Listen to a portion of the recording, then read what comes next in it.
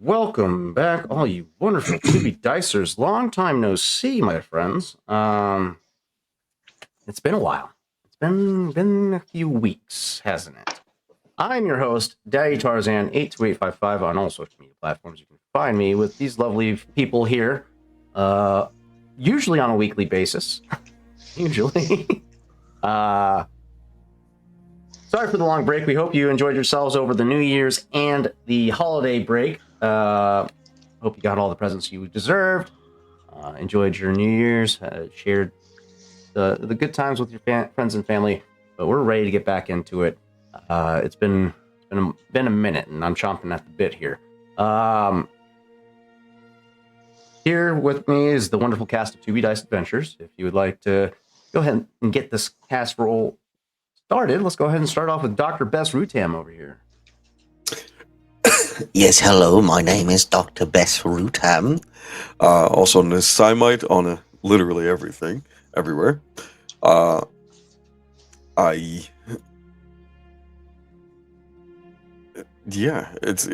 gonna be a crazy week. I'm excited for tonight's session of Star Wars, but also there will be no Valley, unfortunately, tomorrow. Yeah. Valley of Endless War, of course, the campaign that I am now the DM of on Wednesdays.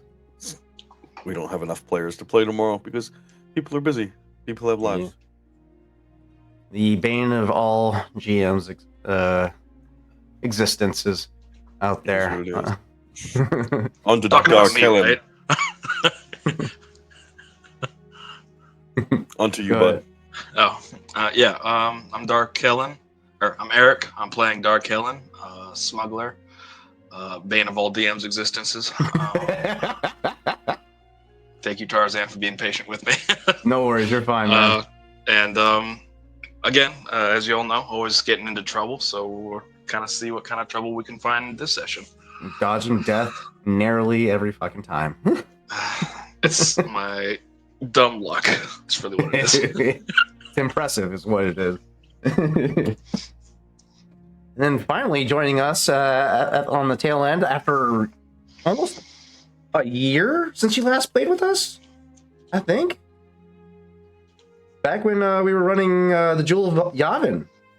Wow. Yeah. It's been a minute, dude. Well, welcome back, Ren. Go ahead and roll out your introduction and your character. Hi, I'm Ren. You can find me at Mask Ren on socials. And I play Ego, who is a lovely Twi'lek scoundrel and has done nothing wrong ever. Ever. We got a little recap of what Ego's been up to this whole time. I love it. That being said, that's the current cast of tonight's session. I do have a surprise in store for the group, so stay tuned for that. For the rest of the announcements that we have on deck, Tales of Arden is expected to return this week as well at 8 p.m. Mountain Standard Time or 7:30. Let me pull up the calendar real quick. We have that for a reason. 1 second. Tales of Arden, 8 p.m. Mountain Standard Time. So check us out then. We got a little flashback episode coming up for Tales of Arden with Godi Mimerson and Harpon or Opal, Lady Opal. So tune in for that. I will unfortunately not be there as I will be on a date. So date number 2 for me. So thank you. So yeah, tune in Thursday night. Support my friends on Tales of Arden, and then we have another date locked in for Dimensional Dial of Dr. Diego, and I'm excited. It's February 2nd, Sunday, same time. So tune in February 2nd for the next installment of Dimensional Dial. Groundhog's Day, and hopefully the party doesn't experience some sort of Groundhog's Day, 'cause that would just be too meta. I mean, we already got, false was it False Kings or whatever it was called? Monarch. False Monarchs, and You already travel through dimensions. You don't want to get stuck in a time loop right. as well. It's gonna be great, you know. Barrow over here thinks himself Cuerdo and is trying to seduce the false monarch. Clucky is just, you know, golden retriever boy trying to do his best. And then to round off the announcements, 2B Dice's Star Wars Edge of the Empire does return on Tuesday. Hopefully with the full cast so we can progress this story further, because we got a lot of shit to cover with this group right now. Speaking of which, let's do a quick little recap, because it's been a couple of weeks since we last played. Dar Kellen, Dr. Bess Rutam, and Rawl Ogesh, or Feral Ogesh, have arrived on Nar Shaddaa. They've embarked on a little bit of a spending spree, attracting the attention of the locals, the street urchins of Nar Shaddaa, as well as the attention of several members of the Black Sun Gang. Realizing the potential danger, Dr. Bess Rutam suggests that they take an alternative route back towards their hangar to supervise the loading of their new equipment onto their ship and avoid detection. They were rather successful in their attempt to evade pursuit, albeit the urchins managed to maintain their line of sight on these individuals. Meanwhile, off on his own, Rawl had embarked towards the casino, where he engaged in a series of gambling and decided to go all in on a underdog, a hard set underdog, and funded him and afforded him the ability to win a race. Fixing a race, if you will. We shall And oh yeah, the race hasn't started yet. That's right. But he did supply him with quite a bit of new upgrades for his racing pod. We haven't gone through the race, but will these new upgrades be enough to fix a race? We shall see. Meanwhile, back in Bespin, where Ego was last seen. Ego, you were accomplice to albeit a very far-reaching accomplice, to a heist that was known as the Jewel of Yavin. You aided your friend, Dove, in manipulating the events of a auction. Successfully in doing so, de-escalating a rather drunken Vorst Tabarith from escalating a situation and talking him down and keeping him in the betting. After that, you did manage to charm the pants off. Well, not the pants. I mean, did you? We never really fully fleshed out that scene, but talked with the receptionist of the museum of the auction location into a date to get some more information on security protocol and whatnot. Successfully doing so, and a few days later, after the events took place, you started seeing on the news feeds on the Holonet a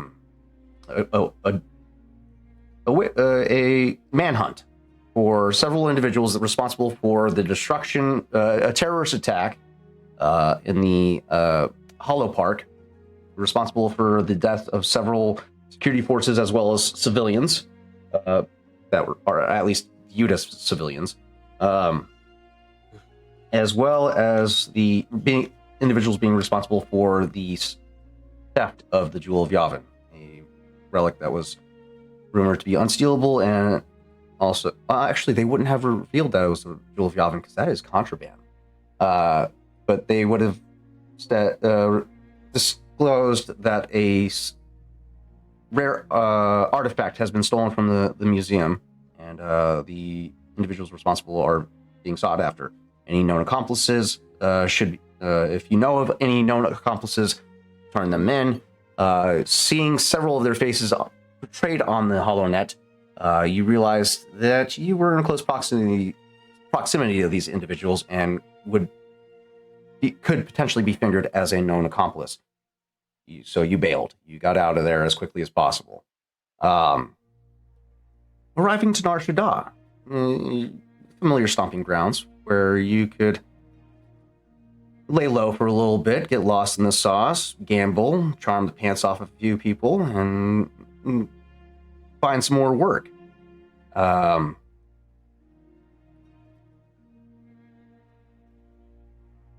Recently, you've been hanging out at a local dive where you've been getting a bit of chatter about several individuals dropping large sums of cash at local shops in the area. None of which the descriptions of these individuals are familiar to you, but it does pique your interest as a scoundrel of opportunity. What are they shopping for? What do they need? Delivery of contraband, or are they looking for an opportunity to make some money? Potential is there. You just gotta tug on that string.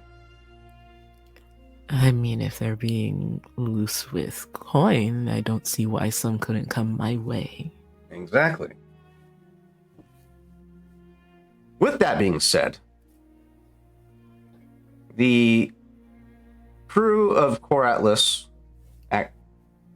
now completely, almost nearly dissolved entirely at this point, with only one standing member left. You have some repercussions of your actions to essentially go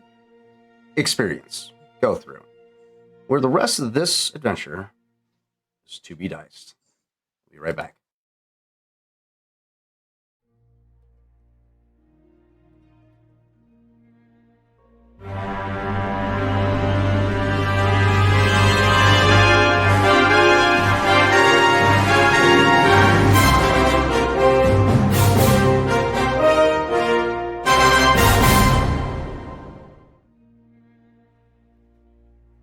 Back at the starport, or the back at the not the starport, the landing port. Dar and Dr. Bess, you're overseeing the arrival of your newly acquired equipment, the medical bay, back tank, life support systems, monitoring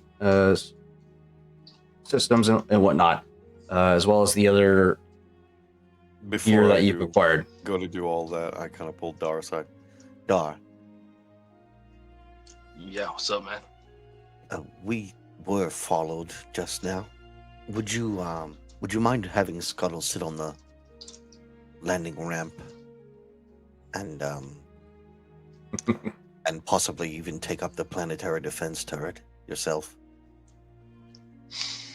Sounds like a good idea to me. Wouldn't want any of those unsavory characters following us. Yeah. First thing I like to do, I assume there are like blast doors in the hangar bay.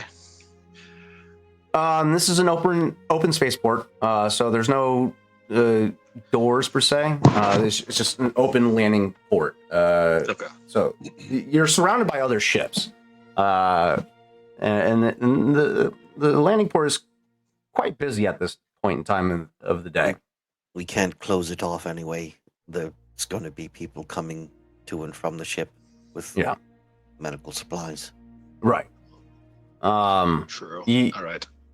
So from the cockpit, you're able to observe activity coming in and out of the landing port. As far as you're aware, actually, before we proceed any further, we got to do one thing that we haven't done yet, which is roll our luck die. Luck time, baby. You buddy. Roll mine.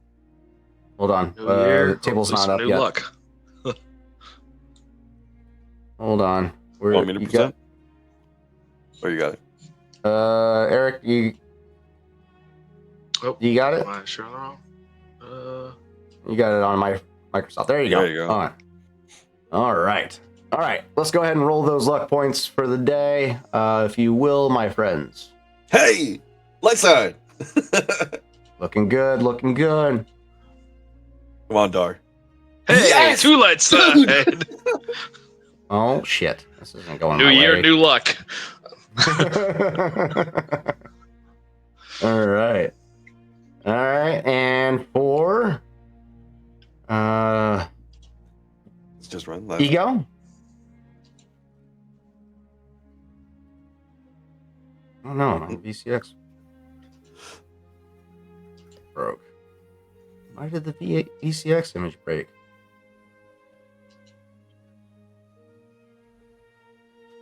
Not broken for me. The vehicle image? Yeah, VCX, I can still see it. Huh. I see a question mark beside it. Is that what we're talking about?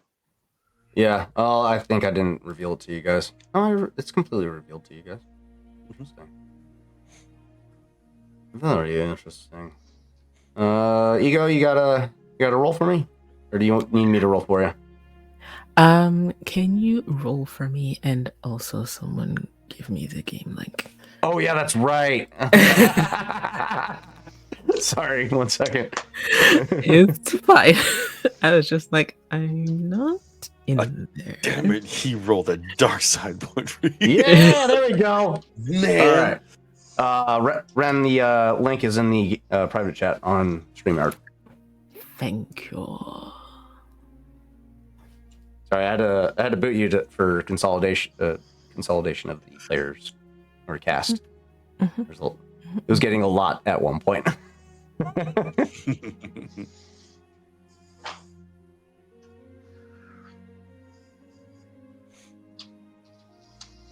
All right, while you're getting set up into the game table, we have. Did I just delete it? Yes, I did. Wow, I'm special. That's fine. We'll fix it. Where's my game? There we go. All right. We have 3 light side and 1 dark side token for the table today. I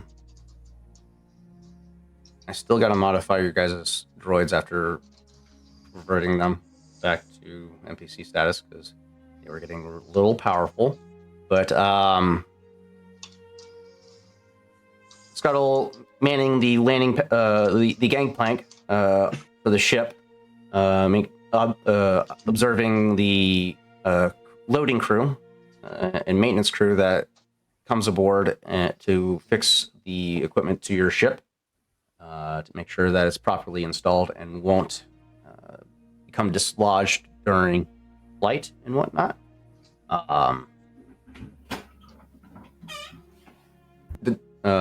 Dr. Bess, your B4 droid, standing by idly in his medical bay. We haven't gotten him a charging station. I guess he could interface with the ship directly, but probably would be best to get him a charging station, a dedicated charging station. Probably build him something in the cargo bay. Yeah. Once Um, it'll be a pad he can drive over like a Roomba. Yeah, buddy. I like it. But yeah, the loading process takes over the course of several hours, as it's you guys got a bunch of equipment. What else did you guys get? You got medical equipment. You got ship parts, didn't you? I don't believe we got any ship parts. No, just I think weapons. Rawl got some like Rawl stuff got for his speeder a bike speeder. Oh, that's Yeah. right. and yeah, parts for the speeder bike. that's right. Oh yeah. So yeah, you guys see parts for a speeder bike arriving. You don't know where the fuck that came from. One guy, Nemoidian, arrives with these parts in hand. Blue skinned. Wait, am I remembering Nemoidians correctly? I believe they're blue skinned.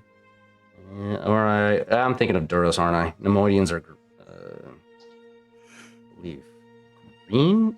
They should have some blue, some variations to their natural skin color, but bulbous eyes. Where is my character roll sheet? Where'd you go? Oh no, I lost it. Where's my roll for NPC? Crap.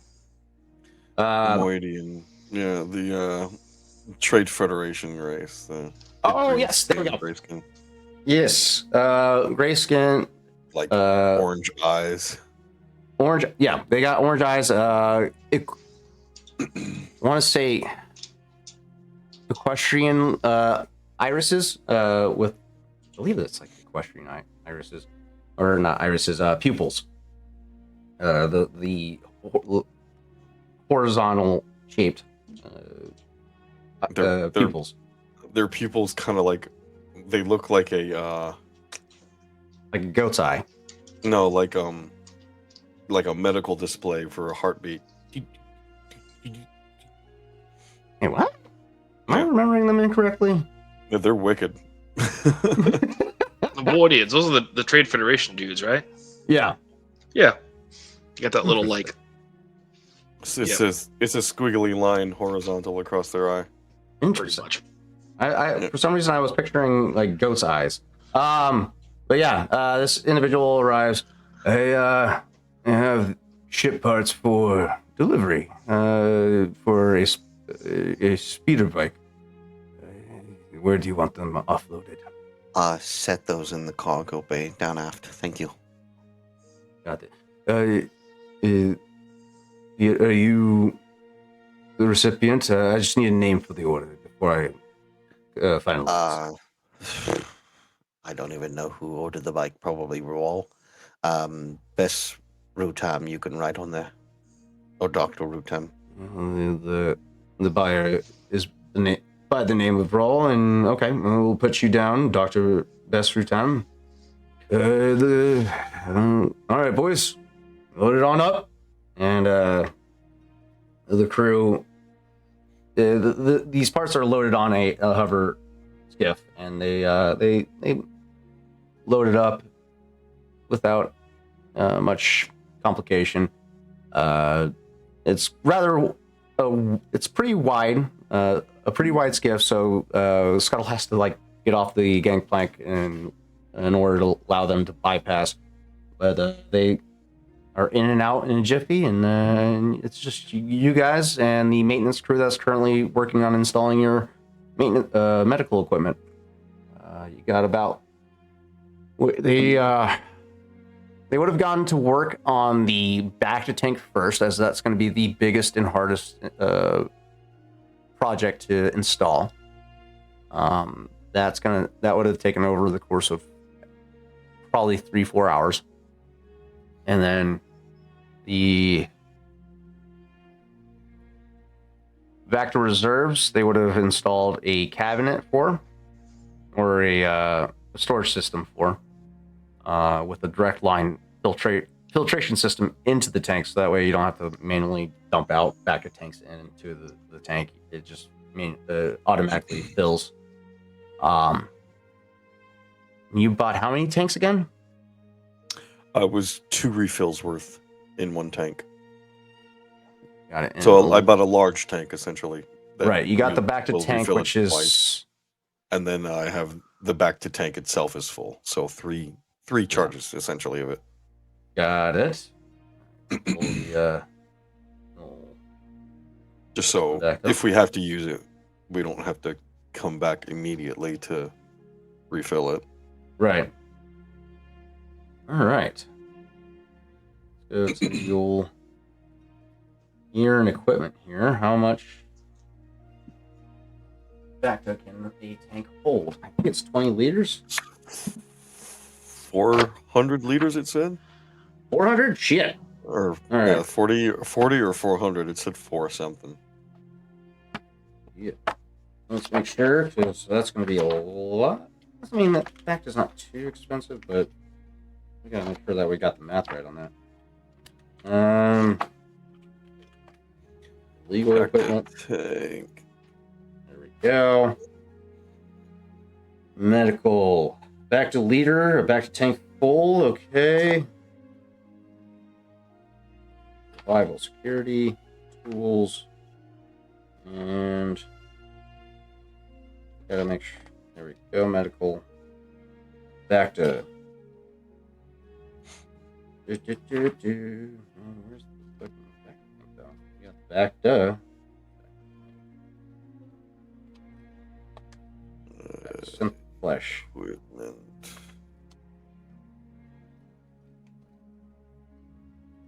Creation, entertainment, med pack, security, binders, survival, rations, ration kit. Fusion rods.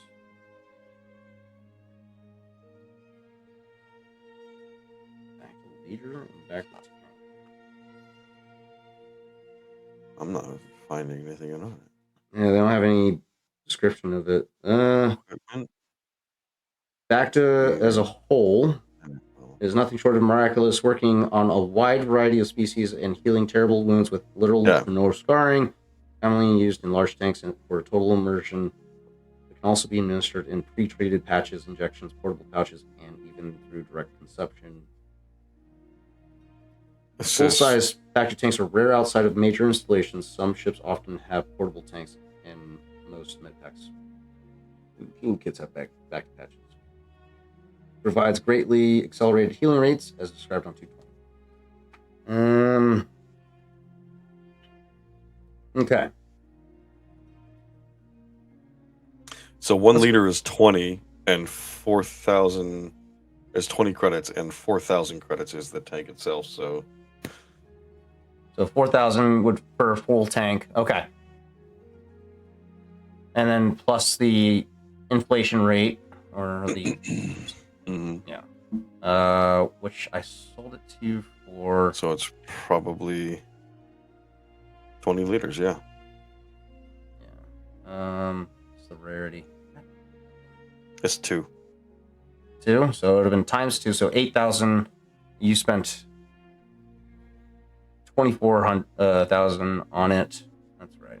I remember now. Okay. So yeah. You have 3 uses. The cabinets, the storage system is jam packed full. So yeah, you got enough Bacta for 3 uses. All right. That being said, that took the longest to install. As you guys continue to observe the installation process, give me a average perception check, the two of you. Or actually, this would be Gar, because he's the one maintaining observation as well as Scuttle. All right. Perception. Perception.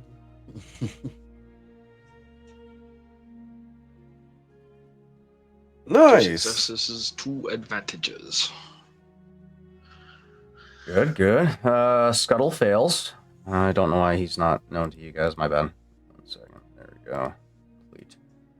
And then we gotta get. Come on, you Yeah. tin can. Get your surgs together. Yeah. That's more like it. B4 Scuttle. looks so empty. Okay, so you succeed. As you're observing the maintenance crew come aboard, you don't spot any odd behaviors. or anybody that stands out. But you do spot off in the distance, standing at the edge of the spaceport. Mind you, it's a ways off, but you do see people lingering. They're about adult size build, but they are hanging out by what appears to be a banking droid that's there to for cargo shippers and smugglers that want to deposit or extract their funds for their upon arrival. They seem to be lingering around that banking droid, but other than that, that's about it.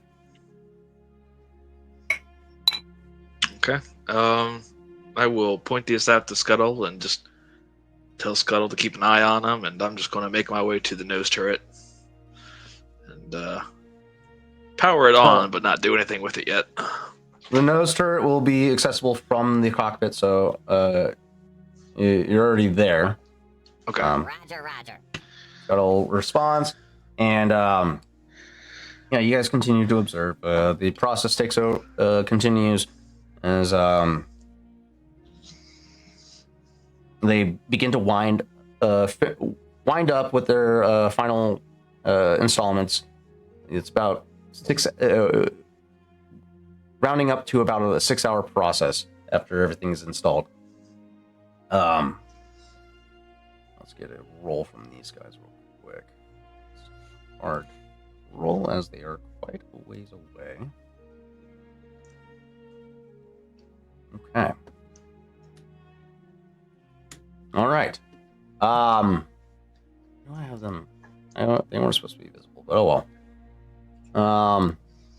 You guys continue to observe the process. The figures off in the distance have not left.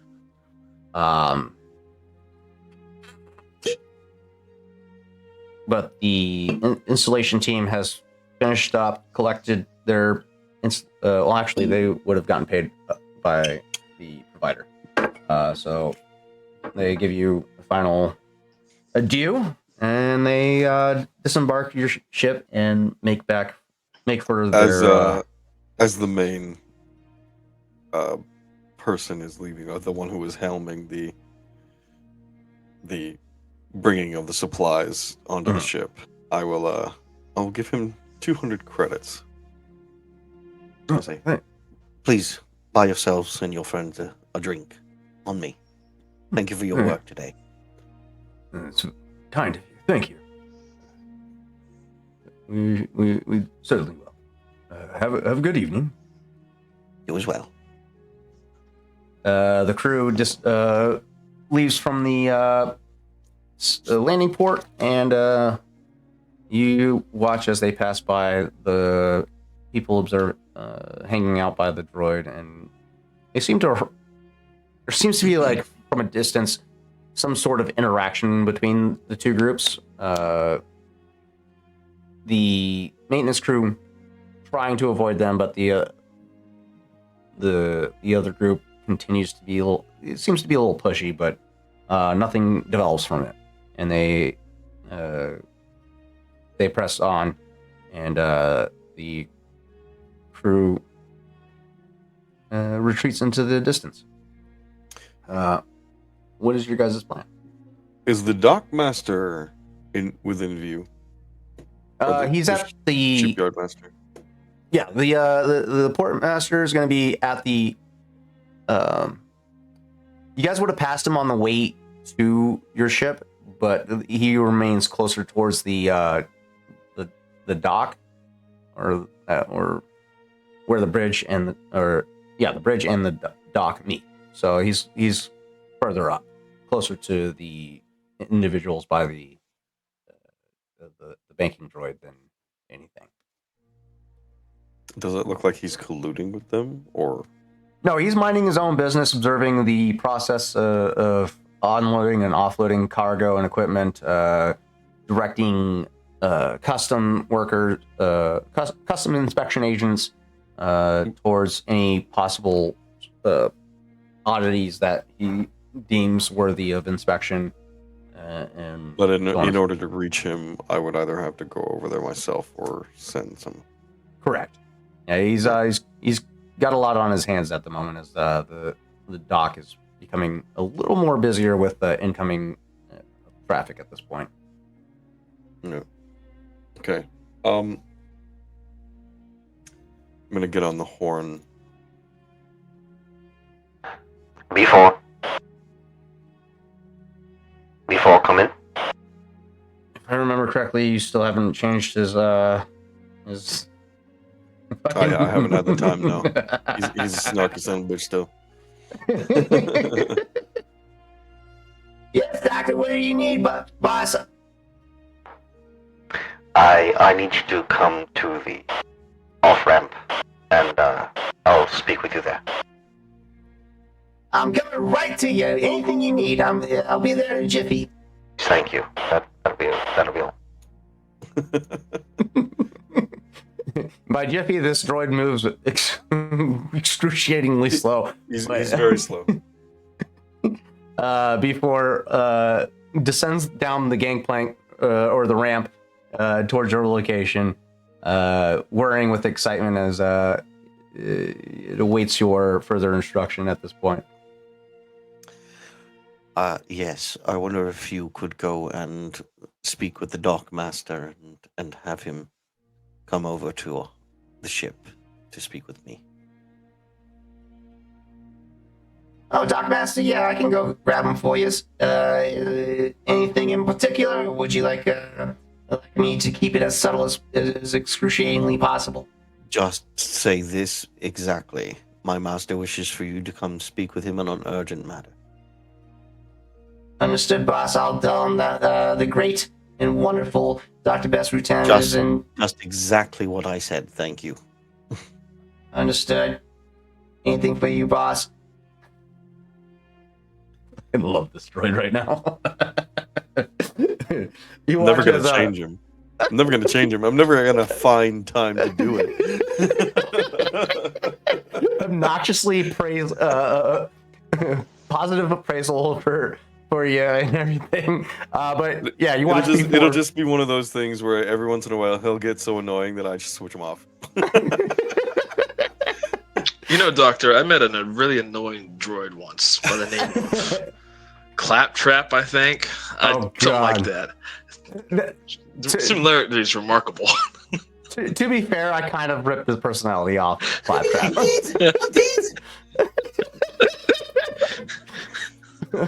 Like I was playing Borderlands before you created B4, and I was like, you know what? I want to bring Claptrap into this. Full disclosure. But yeah, you watch as B4 kind of zigzags off and makes a beeline for the dock master, and you watch from a distance as the droid interacts with this human individual, rotund body structure, balding head.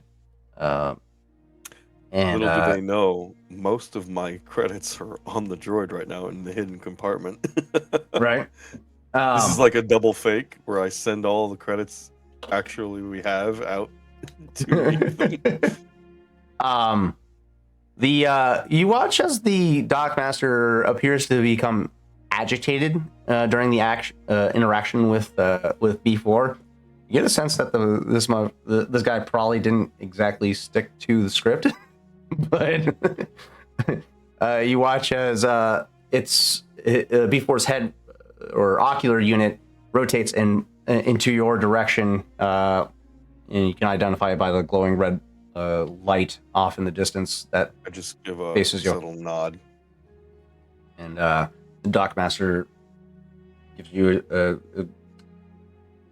a reluctant wave as it kind of shoos away before you get a sense that he'll be over when he has a moment to once he's done with dealing with his immediate pressing situations. Awesome. And I will at before that point leave the ramp back into the ship. Gotcha. B4 excitedly rushes back up to you, explaining that the job has been done. Explains that your request was executed exactly as requested. Whether or not that's true, you don't. You're probably more on the skeptical side. But yeah. What else would what do you do in the meantime before the Dogmaster arrives? I'm gonna just go up and sit in the cockpit with Dar and wait for them to do something. All right. So, what do we need the Dockmaster for? I'm going to have him alert the authorities quietly. Not a bad idea. I just don't know how much. I don't know if the authorities are worth shit on this planet. Well, I suppose we'll see what they're worth. All I've seen right. cleaner stuff come out of the backside of a bantha, but you know. All right. Okay. That being said, Ego, you've made a name for yourself around this planet for the most part, and you've got connections. You know who to talk to usually.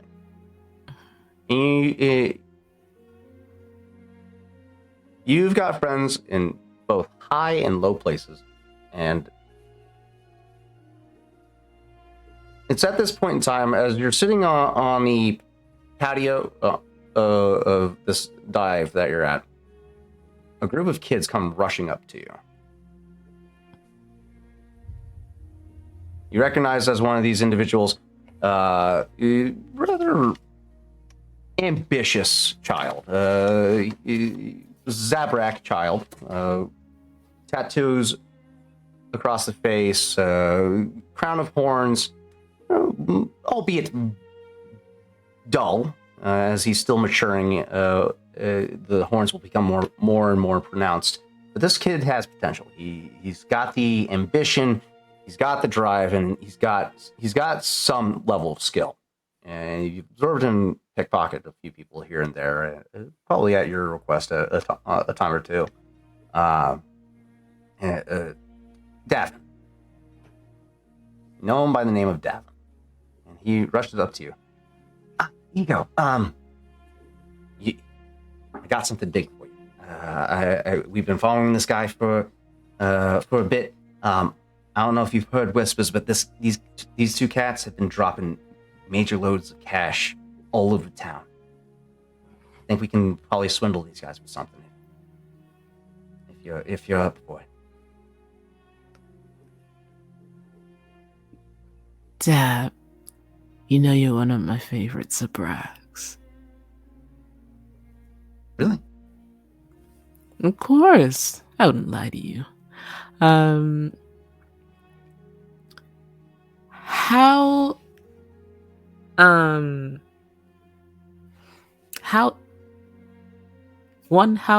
reliable is his typical information? And then two, if he says easy to swindle, has this historically been true? Okay, so he's eager. He's got moxie. He's eager. He's gonna get me in trouble or not. Right. You know, when he tells you something's easy, you have to approach it cautiously, because he can be a little ambitious, and he's trying to bite more than he can chew. Mhm. But he means well when he tells you these things, because he's trying to impress you, and he's actually tried to get you to take him aboard some of your jobs on occasion. And you know you're not going to take a kid on these dangerous missions, because it's just not an environment that's conducive with bringing a child along. But yes, he usually can spot big fish. Mm-hmm. But whether or not it's actually going to be easy, probably not so much. All right, Dad. Here's what we'll do.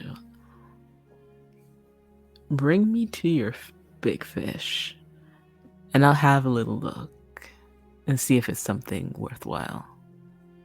Okay, I could do that. All right. Jordan, Fix, you guys can keep a lookout. I'm gonna take Boss to the big fish, and I'll be back once we have a job lined up. Okay. The other kids give a nod to Dav, and they break away, and it's just you and Davin at this point, and he leads you excitedly towards the spaceport, where it takes about a half an hour to get there from where you guys were at, and go ahead and give me a quick average perception check as you make your arrival. Perception. 1 failure, 2 threats to beat. Oh, okay. My brain, where's the character sheet? There it is. Perception.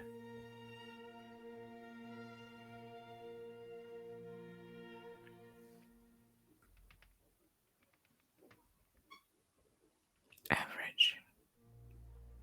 I already rolled the difficulty for you. You just need to roll the skill. Oh, sorry. I put You're it fine. in. You got Two 3 successes. successes, 2 advantages. Yeah, you beat the check, no problem. And albeit with the same fucking results. Wait, no, you just have 1 threat, which isn't going to accumulate in anything really. You approach as you approach. You observe the departure of the medical staff, or not the medical, the installation staff that was previously on board the VCX.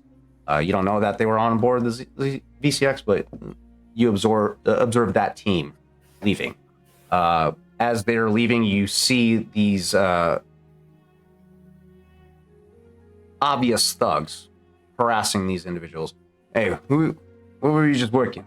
How much did they pay you? Well, what was the cargo? The installation team, little to no interest in interacting with these individuals, but you observe this interaction between the two, and the thugs kind of relent after a moment and go back to standing their post at the banking droid that you are aware of. That's there for convenience for spaceport or space travelers. But yeah, as you observe these thugs, you quickly take notice of their markings. All of these individuals bear the mark of the Black Sun. A rather unfriendly sort. You have little to no interaction with them because they can prove to be extremely unpredictable. They don't play well with others. If they hire you as a smuggler, there's a good chance that you'll wind up shot in the back as the job is completed. So you know that these people are not really something you want to play around with. But you see them trying to fish something out, and you start to get an idea that maybe Davin's onto something, but other people have their eye on that big fish as well.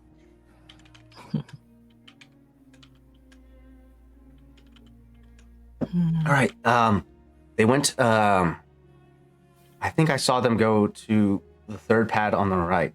I'm not entirely sure. I didn't want to stick around too long because they did spot us on the way to the pad. So, I did good, right? Ego gives him a little pat on the head. Yeah, but you did good. Did really good. Pat's head with crown of horns. Ow.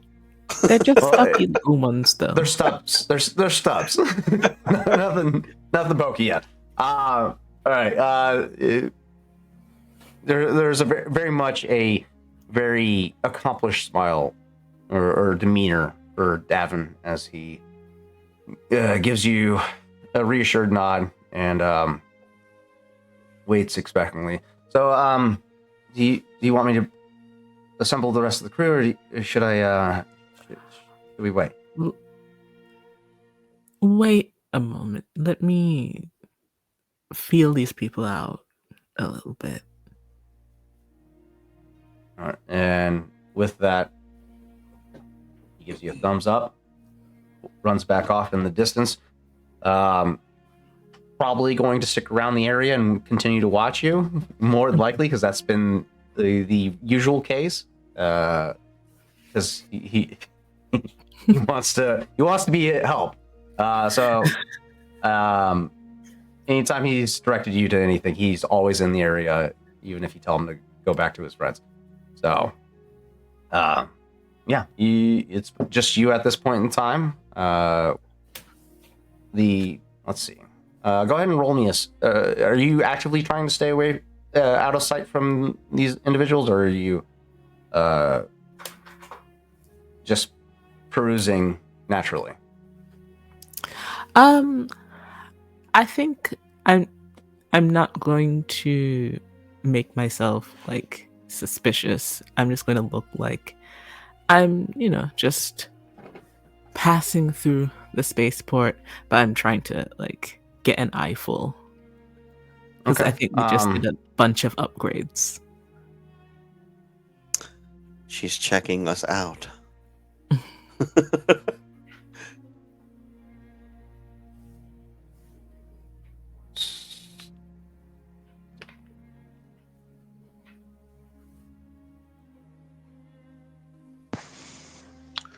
What can I say? I'm a lot to check out. All right, Ego. At this point in time, give me either charm. No, give me a charm or a deception check. Your choice. I'll do charm. All right. So we can test it by their perception. No, I believe cool determines whether or not somebody's decepting or truthful. Let's double check. Very good. Where is cool? Perception. The examples. Characters unfavorable. Thuggery. Opportunity to notice subtle clue. Performance situations. Nope. Okay. I think at this point is definitely cool. Examples, often when somebody is trying to be overly kind. Yep, there we go. Cool it is. All right. Oh, shit. Okay. Oh, wait. No, that's your perception skill. All right. I haven't rolled yet. I was waiting for you to. All right. Here we go. Holy fuck. I only got one token left. I gotta use that sparingly. Okay. Yeah. Ego, you. Surprisingly enough, there's a lot of Twi'leks in this area at this point in time, right? Well, not even surprisingly enough. This whole planet is bustling with extreme variations of species at all times. So you showing up, you're able to blend in seamlessly with the scene. You make your way past these thugs, up to the dock master. Do you interact, or you just push past him further in? Am I familiar with the dock master? Yes, you've interacted with this individual several times before. His name is Newsome, and he goes by New or Newbie.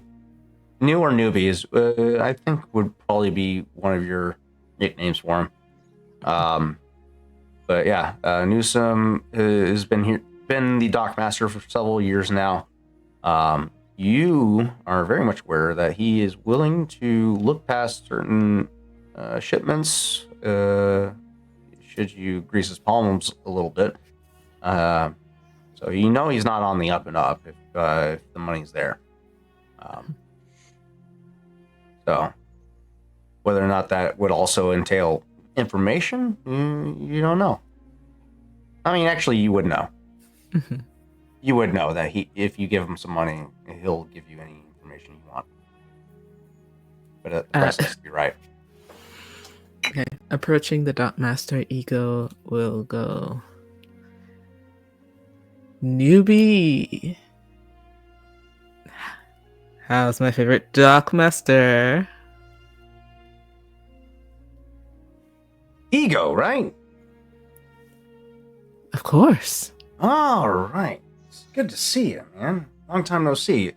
Last time I saw you, you just arrived, right? Where have you been? Oh, here and there, I like to get around. I'm surprised you're still on planet. You don't normally stick around too long in one place. Well, sometimes it's nice to just stay in one place just for a little bit,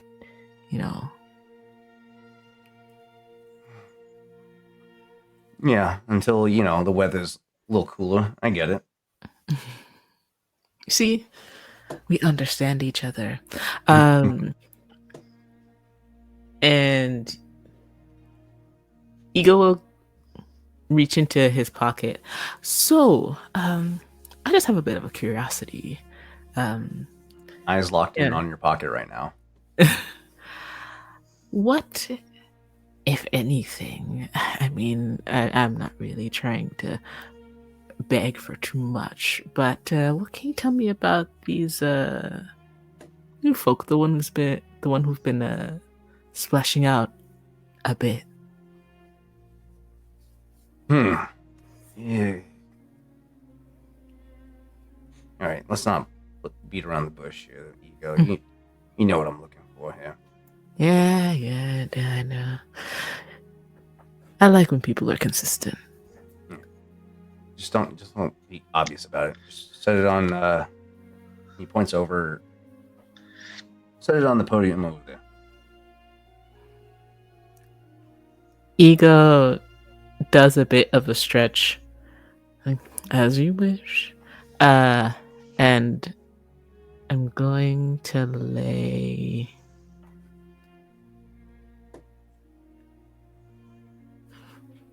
How does money work again? It's credits. So, however much you're willing to lay down, this will determine the difficulty of the charm.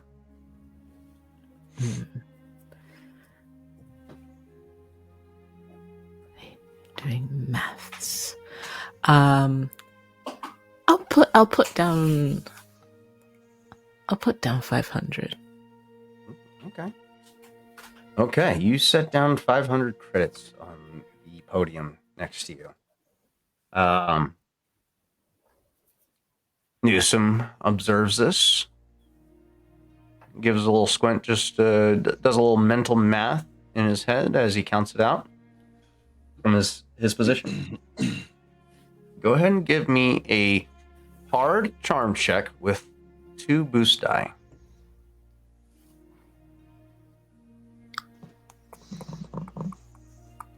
You got 3 failures, 2 threats to beat. Ooh. Damn, he's pretty stubborn. Hard charm check. 2 boost. I got the difficulty already rolled. You just got to do the charm itself. And I'm looking at my abilities. Give me a moment. I know it's been a minute. Welcome back. Missed you.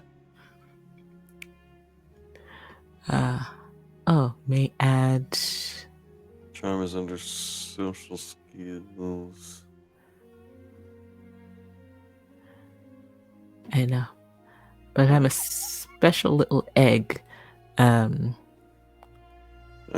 You're so- so you could probably add more setback to it or whatever. Yeah.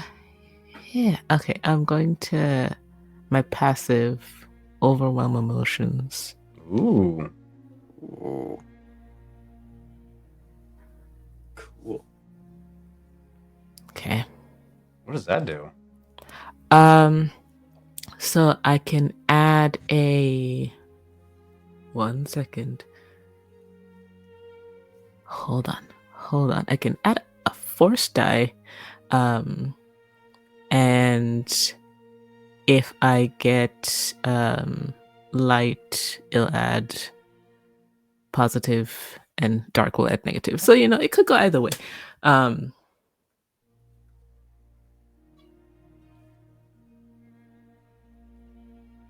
So I'll roll charm.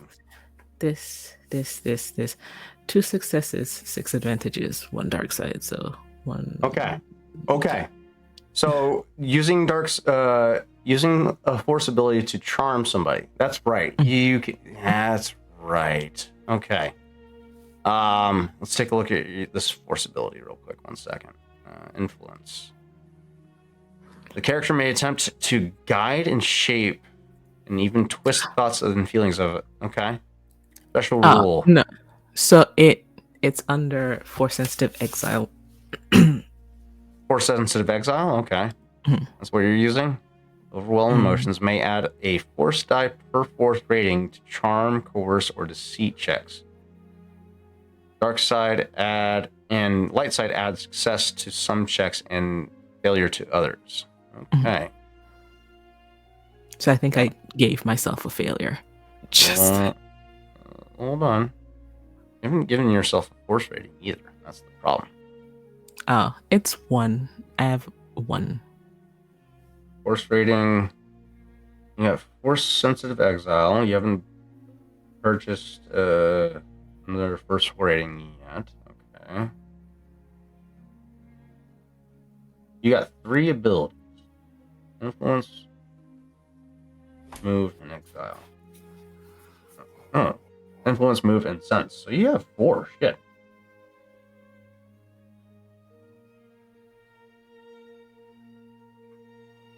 I'm gonna say with that amount of force talents, you're gonna have 2 force die. Oh, okay. Go ahead and give me another force die roll. Just the force die. Katal. Okay. 2 lights. With the 2 light sides, those are 2 extra successes. You can use that dark side point as a success, but it will come at a cost. Why do you tempt me like this? You know I love costs. That's the whole point of the game, baby. It is the lure of the dark side. With no official training from the Jedi, what would Ego... I think I put it very simply and easily. Do it. Fucking Dar over. With no official training from the Jedi or anybody, these force talents that you've developed are of your own natural discovery, correct? Yes. So you're more prone to reacting on the whim of your own emotional state. How desperate are you to... I mean, granted, you mechanically you've succeeded the check, but how desperate is Ego willing to go to make sure they succeed the check? Ego is in this moment, at least. In this moment, not particularly. With frequent interactions with this individual, that makes sense. I understand that. Yeah. So, what is your decision to stick with just the roles that you have, or the positives that you have, and sacrifice that dark side point? Yeah, I mean, like, it's not the end of the world if Right. this go well. So I think it's all right. Okay, cool. All right. I just like to tempt you guys as the game master, you know. Feel free at would any you time. would you like to, correct yourself a little bit or not?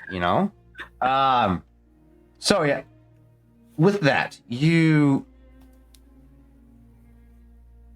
set the credit chips down on the podium, and you extend your senses beyond your physical self and tap into Newsom's emotions, making him more prone to accept this offering.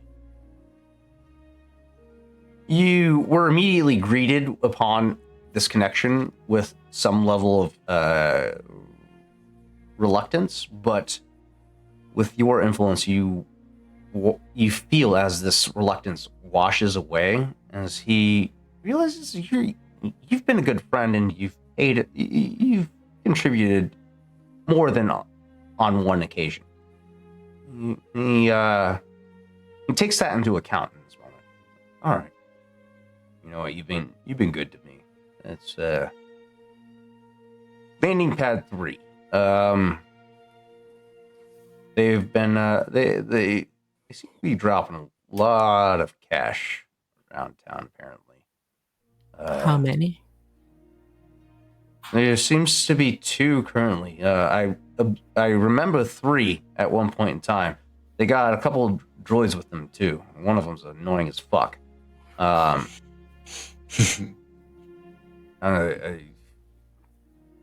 of them's a doctor. The other one, no, he gives me some fucking Imperial vibes. I would be careful with that one. And then the other one, Surely I don't know what you're talking about. the other one, he don't really know how to narrow him down. He dark skin, short, kind of broody. Acts like the whole world's against him. Kind of, I don't know. Interesting individual, but overall, I've been hearing that these guys have been dropping a lot of cash around town, and Black Sun members over there have been trying to fucking hound me on these guys. But you know them; they don't fucking pay worth shit, and I'm not telling them shit if they ain't gonna pay out.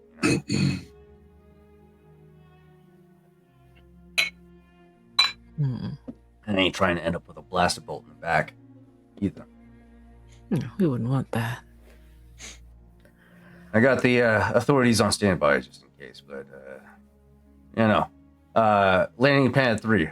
Recommend checking them out. They sent their fucking droid over here to talk to me and asked me to come over, but I'm fucking busy as shit right now. You know what? Actually, can you act as my stand-in for them? Because they've been asked. They asked for my attention, and I got a lot of shit going on right now. Newbie, you know I'm always willing to do anything for you. All right. If it's anything that actually concerns me, just leave a note on the podium. I got a data pad sitting over there. If it's not worth my fucking time, don't even bother writing it down. But yeah, appreciate your help, Ego. You're great. Thank you for all the paid work that you've offered me. And yeah, if it's worth my time, let me know. Will do, boss. All right. Bring the cargo over. Let's go. And with that, he turns back to his attention back towards the dock workers that are offloading imports at this time, leaving you free to traverse the port as you will. Ego had a very calm smile plastered on him through the entire interaction. As soon as his back is turned, she's like, ugh.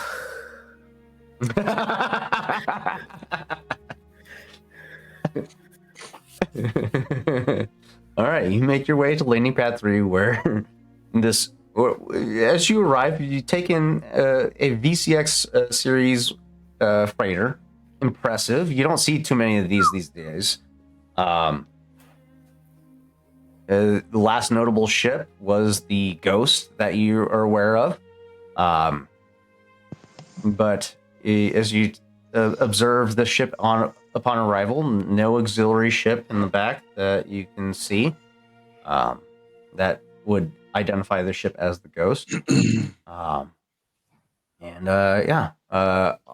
As of right now, upon the landing pad, the only observable individual that you can spot is a B1 series battle droid standing guard by the on-ramp to the ship.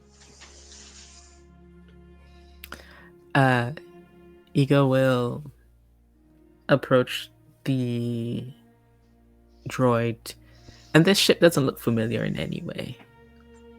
Okay. He'll approach the droid, give it a little wave, very non-threateningly. State your business. Hi. I am the current go-between for the Dockmaster Newsom. I was just informing you and the owners of the ship that if they have any more issues or need any information, to contact me and not Newsom. Stand I by. assume. Okay. I also assume we saw Ego approach the ship, the cockpit. Yes, you guys watch as this Twi'lek individual arrives to your landing pad alone and approaches B1 directly underneath your guys's. Nope, the gangplank is behind the ship, I believe. Gangplank's right in the front. Oh, it is under the front. Yeah. Okay. Yeah, it's right under the nose blaster. Got it.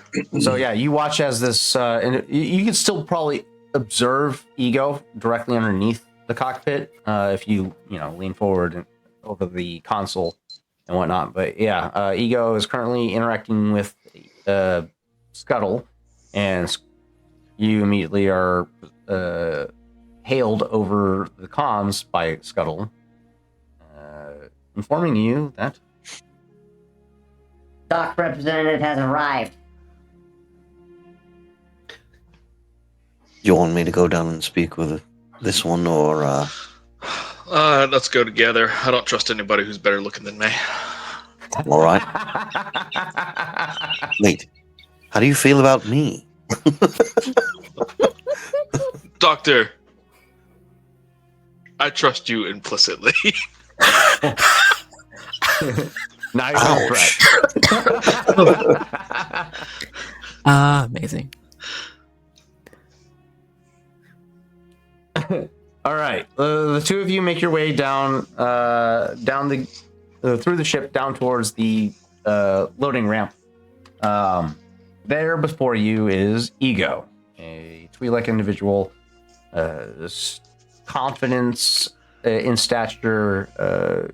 Go ahead, Ego. Give the audience a quick description, because it's been a minute. Quick description of what we are all seeing. When you look at Ego, you see a Twi'lek standing about, what is height? 6'1". Has the dark brown wraps, and is wearing just casual clothing, a button shirt that is very unbuttoned, a vest over top, a belt that seems to have some utility functions, and it's all very casual, and his posture is very casual. Thumbs kind of just tucked inside pockets, as he's just kind of swaying from foot to foot idly as you approach. I like it. Now that I'm thinking about it, we haven't explicitly had any character explanation of detail from either Bess or Dark Helen. So let's go ahead and get a quick character description from both characters, starting with Dr. Bess. Also, I forgot to mention he's very handsome. Yes. Yes. Very handsome, very charming. But go ahead, Dr. Bess. Let's get a quick character description from you real quick. Bess is actually a pretty attractive guy for a Pantoran, blue skin, angular face. Not blue skin like with red eyes like the Chul with the very chest. much the white eyes. He's got some yellow markings which line his angular cheeks and up his eyes, and he wears glasses and has white framed hair.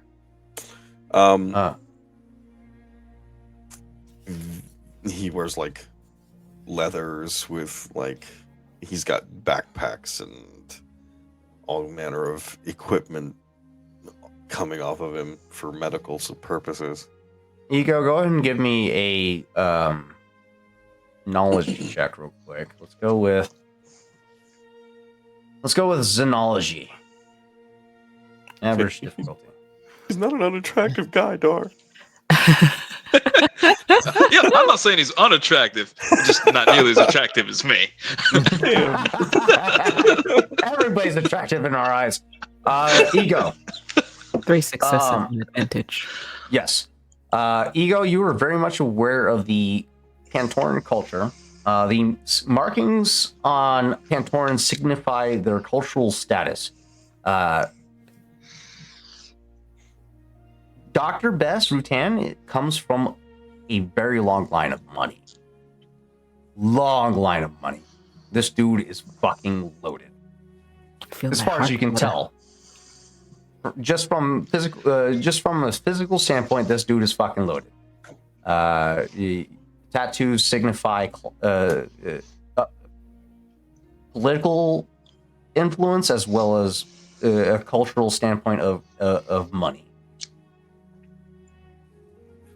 Now, Dar, let's get a quick character description of you. Yep, Dark Helen, human. He's younger. He's maybe mid-20s, mid to late 20s. He's got long, curly, dark hair, a kind of a fresh beard. Nothing thick yet, but just kind of growing in. Slightly darker skinned, but bright green eyes. Like they stand out. As far as what he's wearing, he's got almost a military-esque outfit on, yet very distinctively not belonging to anyone military. The high boots, the fit jacket, and the cape. Shoulder cape to be precise, right? Yes, always shoulder cape. The So. Imperial one. As you observe this individual, you have had several run-ins with Imperials, and this individual, while be it not Imperial, carries himself like one. At least, and there's some sort of connection, whether it be from familial or direct experience. He carries himself as an Imperial. I'm sure that probably puts you on edge a little bit, but yeah. These two individuals arrive or disembark the ship and approach you Look, under Doctor, the guise if of it makes you feel any better, I trusted Archie way more than you do. I trusted you, okay? Archie was very attractive. Hey. Doctor. Let's not get into that right now. I'm just The saying two- for a Wookiee, and he was very brusque. I mean, I guess if you're into that thing, could use the haircut. But He can do a lot of things. The two of you approach this individual with Scuttle standing by, under the guise of a dock worker. Ego standing by idly with confidence, exuding confidence as if this person's supposed to be here. What is your plan of action?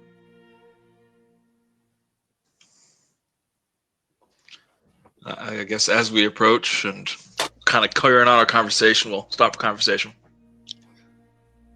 Sorry, we had a pertinent matter to discuss. Dark Helen, current navigator of the ship. I don't know, hold out my hand. Ego will smile and take it firm grip. All right, nice to meet you. And I'll point to Dr. Bess. I am Dr. Rutam. You may just call me Doctor. These are interesting circumstances in which we meet. What is your name? Intiguessa. My friends call me Ego. Ego. Pleasure. Ah, we're friends. How nice. What is the reason for which you have come instead of the Dockmaster? Oh, Newsom is very busy. He asked I me did- just I did to. have my droid say it was an urgent matter. Does he? And have I not come urgently? It was a while. I'm going to be honest. Ah, apologies for that.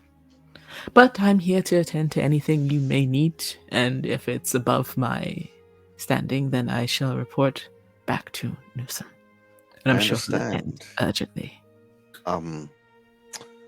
Unfortunately, we had to drop a bit of coin, pretty much all the coin we had, to get my medical service is for the ship up and ready to par, buying a back-to-tank surgical bed, and we're going to be a mobile medical platform for the Galactic Health Organization. However, our spending has attracted a number of members of ill repute, and we would just like it if the authorities could come and kindly ask those gentlemen to vacate the area. Otherwise, we'll have to deal with the situation ourselves, and I point up to the turret platform. We'd rather not have any damage to the shipyard itself. Ooh. No, Newsom would not appreciate that, no. Well, authorities are on standby, but if they are troubling you, so perhaps I could do something about that for you. They have done nothing illegal as of yet, just a little mild stalking. We wish for them to go on their way. Even inform them, if you wish, that we have no further funds. I see. Do I believe? Go ahead, Ego. Give me a cool check. Mm-hmm. Bess, give me a deception check. Deception. Cool. Can I also make a check? I don't trust anyone on this backwater planet. Actually, yes. Dar, give me a cool check. As you're experiencing this interaction between you and Ego, you don't believe this individual for shit. There's some truth to it, but he very much has. You believe him to left. have. You believe that this, especially with his markings, he has to be lying. There's no way that he's broke. Dar, unfortunately, actually, Ego, go ahead and give me a deception check as well. Deception. Disgrace. Grace. Careful. Disney's litigious. Dar. Okay. Okay. Dar. Something's not adding up. I will You keep that to don't- myself for now. But You act don't like recall nothing's any wrong. other additional dock workers or at least dock workers that directly interact with landing ports? You don't recall, you haven't seen that interaction previously when you first arrived. And you've been to Narthadel on several occasions. So, somebody representing a dock master? Not an usual occurrence. Okay. I'll keep that to myself for the time being, but I will make sure my blaster's always close at hand. Gotcha. All right, Ego. The lure is there. It's dangling in your face. You know he's hiding something. How do you proceed? I think Ego will take measure of Dr. Rutan. It just looks like he's checking you out. But Very, very good at doing that. Yeah. yes. Right. You know, maybe this doesn't have to involve authorities. Sometimes a good word is all that's needed. I'll see what I can do. Certainly, if you can get them to vacate themselves yourself, that would be preferable. A moment. And Ego will turn on his heel and begin to walk towards the Black Sun members. Okay. All Lean right. into Dr. Rutan. Mhm. 10 credits say they beat him up. Ooh. I'll take that Ooh. bet. I bet he gets him to go away. Oh. Okay. All right. You're on, Doctor. We got a bet standing. All right, Ego. Okay, you're directly approaching the Black Sun members, right? Mhm. Okay. I don't know what I'm doing. Okay. The first person you approach, or at least the person that stands out the most, is the Nikto individual that seems to be the most imposing. This dude stands at about 6'7", massive tower of meat, if you will. Who's fucking yoked, and he watches you approach. What the fuck do you want? Again, just a completely casual, easy smile. I want us to help each other. Yeah, and how do you expect to do that? Well, you see, your lot is causing a little bit of a disturbance, and it's putting some folks on edge. And in order to spare significant casualties or further irritation, I would ask that you move along for a little bit.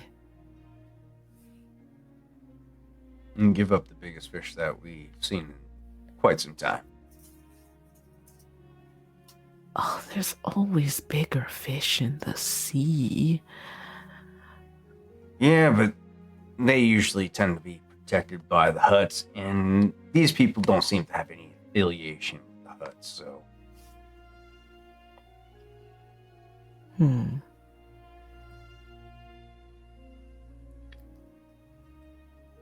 So, all you want is a bit of credits to come your way. It's better than standing around waiting for something to happen.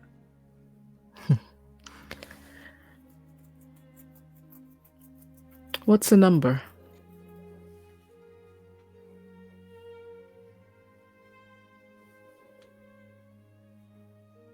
Give me a charm check Mhm. with 3 boost die. And you can determine the amount if you succeed this hard check. Okay. 3 boosts die. 1 failure, 2 threats to beat. I should have cashed in my fucking token for this. Yeah. Fuck! Oh, This is 5 advantages. All right, Ego, you can read this motherfucker like a fucking book. You can guesstimate like the lowest number that will get this guy to fucking to relent. Mhm. 1,300 at most, at minimum. 1,300. What's your name? Blade, what's yours? Ego. And I put my hand out to shake. And I'm going to pass him 1,500. There's a level of reluctance, but let's see. Give me 1 second. We're gonna have him roll a perception check real quick. See if he catches that. Maybe he's just a giant dumb brute.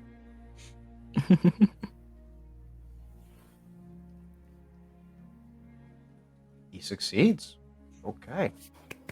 The glimmer of credits catches his eye, and his eyes divert from yours down to your palm. And there's a crack in his facade as he softens his expression and extends his hand, grasping yours firmly. I'm gonna say he's probably trying to crush your hand at this point, just to make you squirm a little bit. My expression doesn't change.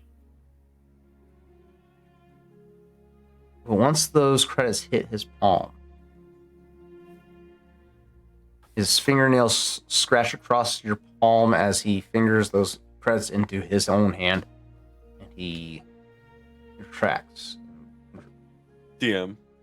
Yes. What would a person have to roll at a distance to understand that that was a handoff? Ooh, this is gonna be this will be a formidable perception check for you, as you are quite a ways away. Wait, roll a perception check. I got the difficulty. Oh, that's good. Shut the fuck up. Oh shit. Hell yeah. So he clocks it and mentally puts it in the back of his mind. I'll say, because you still have 2 threats remaining, you observe a glint. What you can only surmise as exchange of credits. Whether or not Ego is paying these people to fucking back off or relent for the time being, you can't surmise, but you get a sense that Ego paid these people to leave. His credits stand out like a motherfucker, and they have a singular glow, and that glow was very present in that exchange. It was just the right angle at the right time. And Mentally clocks it away in the back of his mind. Ego, Blade, the most commonly used criminal name in all Star Wars history. He takes a couple steps back from you, slides his hand into his pocket, looks to his left and to his right. All right, boys. Apparently this pond is all dried up. Let's move on. Find some other fish to fry. And with that, Black Sun gang disperses.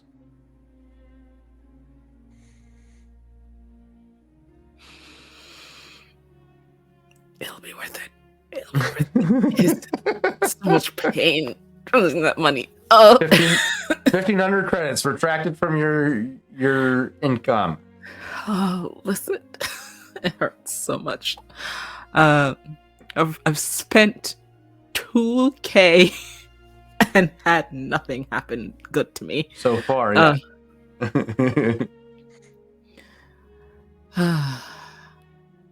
Ego turns around, gives a bit of a shrug as he approaches the two members of the ship.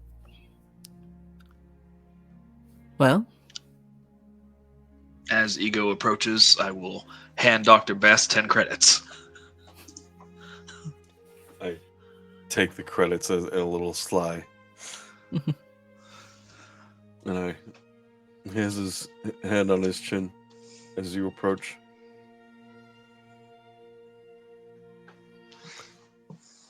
That was impressive.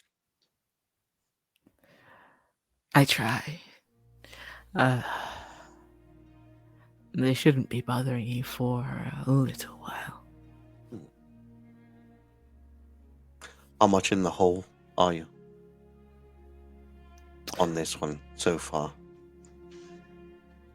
Ah, you spotted me. Hmm? I wouldn't be too concerned about it. Well, Money here, comes and money goes. let's make you a little better. And he will hand you 2,000. Mm. Dar's going to Hold the pot. look at the doctor. Really? They helped us. Ego, your hook's sunk in. Your hook's sunk in. My heart is pounding. Just like, you gave me money. The hook We is appreciate set. your efforts so far, and I'm sure you had to grease the Dark Master as well to get to come over and speak to us. So, I think there's a light of respect that you can see in Ego's eyes. I'm beginning to see a bit of who I'm dealing with now. Well, if that's the case, come inside, please. Take a seat. I'm going to motion to any one of the boxes in the cargo hold. Then I'm going to give Scuttle a signal, where Scuttle's just going to lock and load. there is a lounge in the back of the ship. Doctor, you're a genteel person. I respect you for that. We have But before we show this handsome devil the rest of our ship, I want to get a couple things straightened out first. Certainly. All right. What's your play? Dr. Best may be a genteel person, but I'm no fool.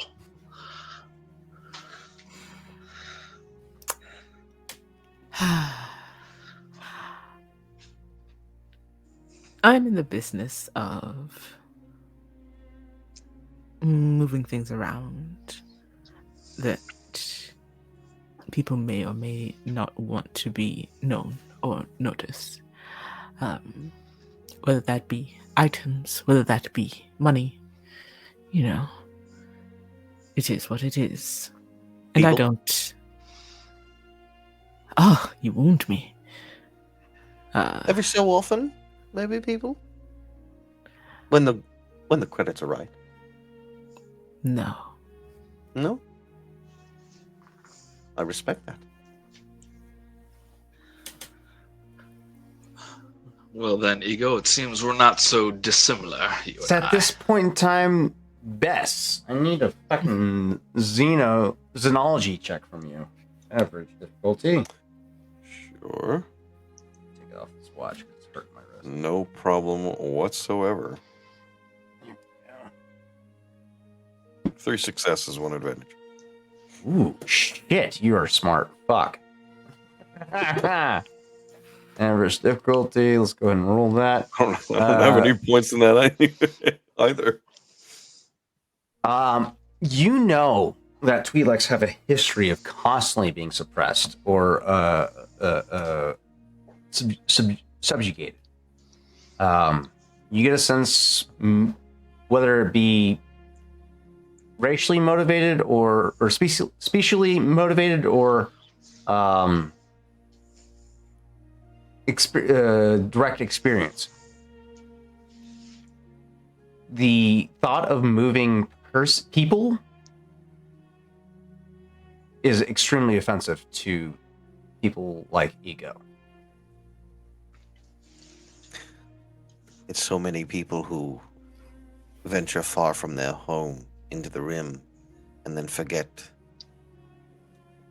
what it took for their race to get out into space even in the first place. So I respect the fact that you shy away from that aspect of your work. I too shy away from violence whenever I can. I can handle myself, but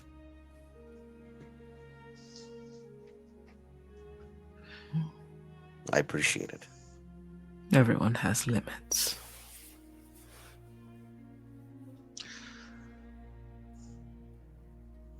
You're looking for work, Ego. Oh, always. Ego, as this conversation continues, you know the paltry sum that you've given to the Black Sun only works for so long. Mm-hmm. You know of an alternate landing port that is not frequented, but is still serviceable. Mm-hmm. It's actually where you currently keep your ship docked at. I mean, you're a proprietor of shipping illicit goods, so you don't want your ship being observed for unloading of contraband. So,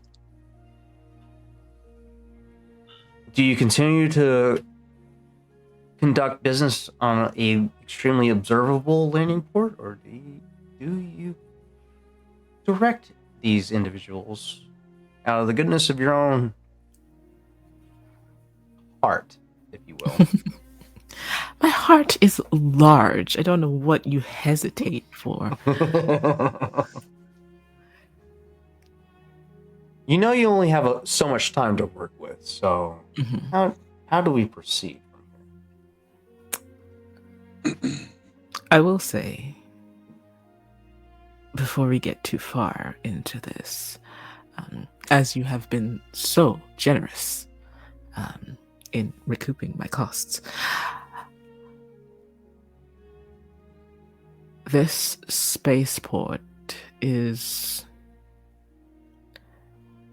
possibly not the best in your case, as you have been so generous to the people of this kind place. You're very visible. I know somewhere where you could be less visible. Dar, if they give you Well, coordinates, can you fly us fast and low? Out and I then back? can. I'm concerned more about our Captain Raw. He hasn't yet returned. We can communicate to him. Alright. I can move the ship. Although, I guess I have one more question for you, Ego. You singled out our ship. What is your intent with our ship? Or us? You like to move things, so you say, but what does that have to do with our ship?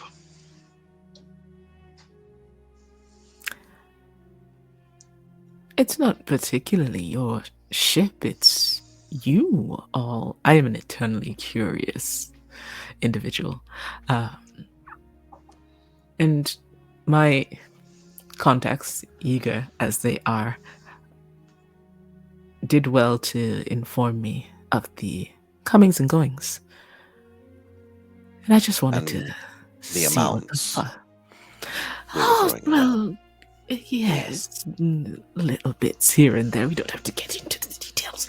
But And as that is said, Bess literally turns out his pockets. He goes, I have nothing on me. Yeah. Smart to Yes. say otherwise. nothing. Except As that 10 he credits looks I at just the paid you, two- buddy. The 2,000 that you just gave me. I Yes, gave those 10 credits to nothing. her, to him. Yeah. Best you're There's- gonna bleed us dry with your charity. Yeah. With that display from Dr. Best, it's you're still hard pressed to believe him. The markings say otherwise. With your experience, he's got something behind his words. What is your species again? Pandoran. Pandorn. Antorn, yes. They very akin to Chiss, but they have normal eyes as opposed to the Chiss's dark crimson eyes. And their tattoos are reminiscent of their cultural standing or political standing. Because of your experience, you are very well versed in Pantoran culture and you know the significance of the tattoo markings.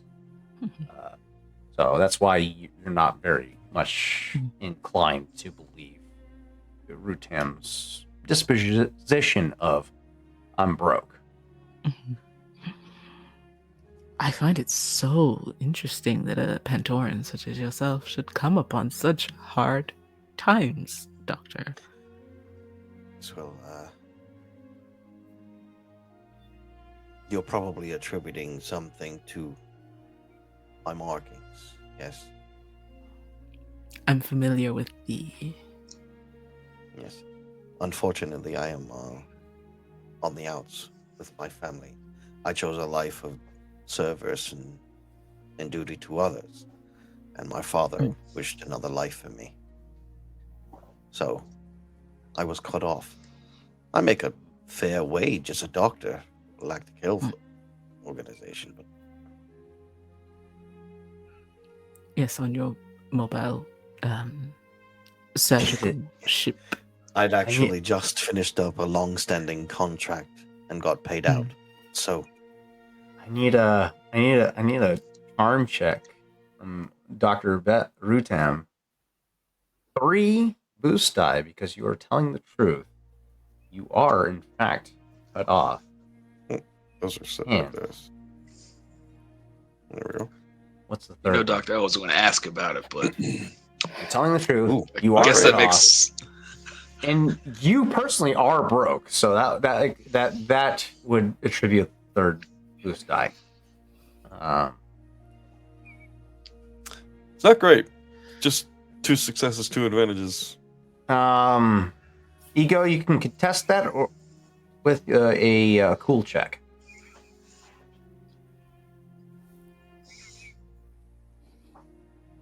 Cool.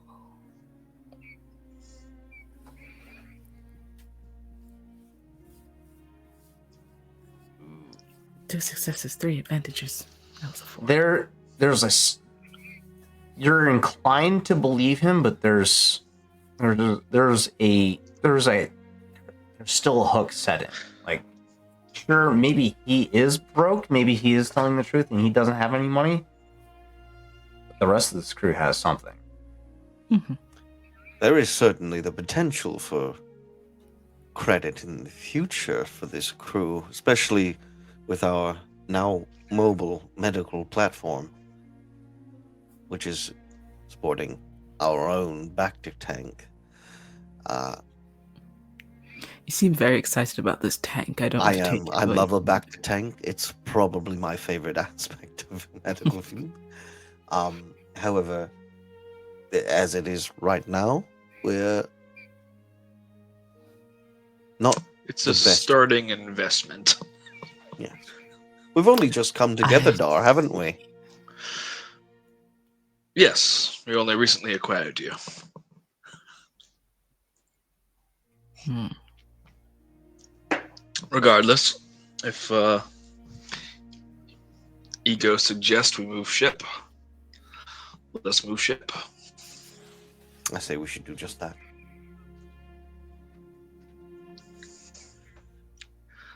All right. Yep. Let's get it going. Ego, you're aware of the Undercity, the Mhm. city below the city of Nar Shaddaa.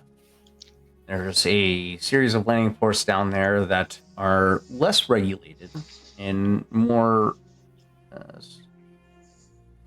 not prone, but more likely to have contraband that you don't want the huts aware of to transport through. Mainly due to the fact that Nar Shaddaa usually acts like a middle point or a transitional point between one system to the next. So this landing port acts as the the transition point. So Undercity, great place to hand off goods. Terrible place to be. Mhm. It is ridden with filth, crime, and just overall debauchery. This place is not a good place to be. Not for an extended period of time, at least.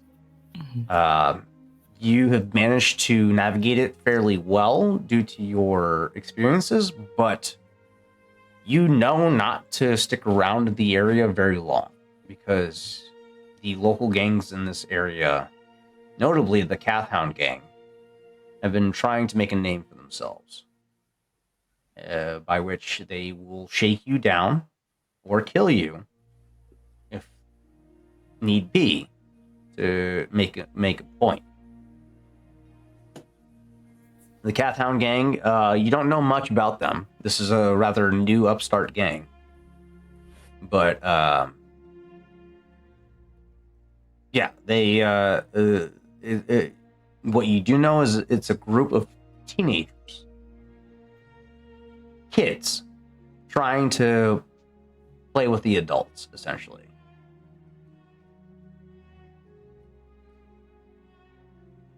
Dr. Bess, Darkellen, you guys relocate your ship down in the Undercity. Ego is there patiently waiting for you. Or would you have traveled aboard the ship with them? I probably would have traveled with them to direct them. Here's the next question. Bess and Dar, would you allow Ego to travel with you? Yeah, if they're sharing the coordinates with us, seems I'd like practical. to keep one eye and one out of the blaster within visual range. Okay. I myself think- am standing next to Scuttle. Completely non-threatening. Thus Um, far. So And that's what bothers me. Bess will get on the horn.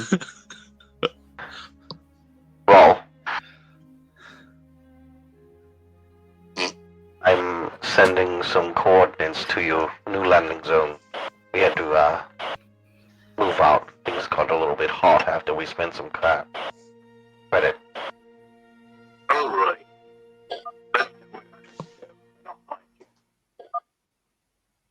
Right.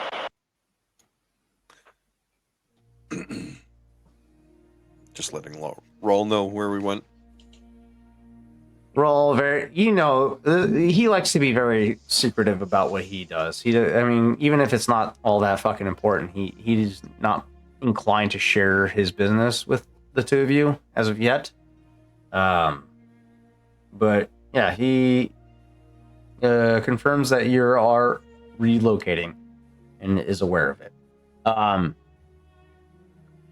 As you arrive to the Undercity landing port, this place is in complete disarray. The landing ports are cluttered with debris, probably from parts falling off of ships and whatnot, or just overall clutter that no one has bothered to clean, discard of.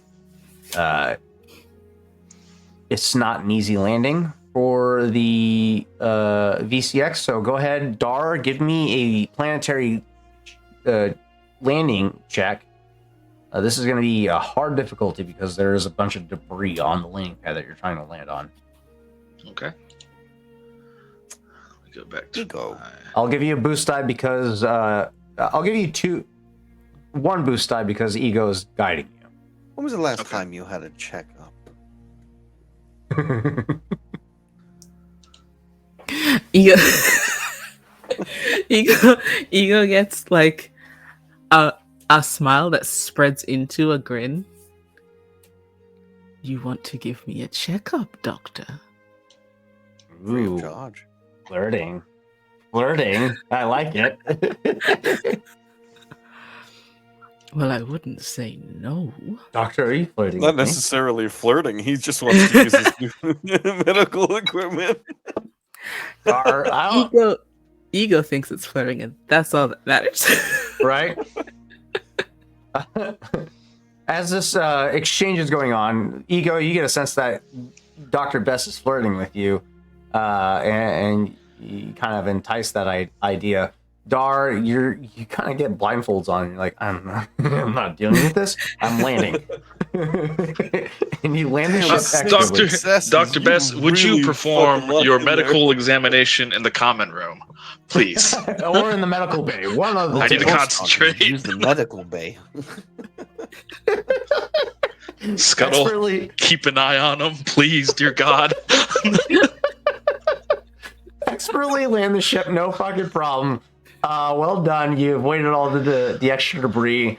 You see, you see like a foil tunnel that acts as like an exhaust disparager or disparager. Redirects exhaust fumes to keep the area from becoming toxic. Just laying on the landing pad. You get a sense if you keep your engines running here very long here, you're very prone to becoming poisoned by the air if you stay too long. So not a very encouraging space to hang out in, but it's serviceable. It works as a landing pad. You observe from the cockpit very minimal activity in this area. Albeit you see several pilots currently moving about the landing port, but currently there's only 5 out of 6 landing pads currently occupied, and you're one of the 5, as well as Ego's ship. But you don't know which one is Ego's ship. Nope.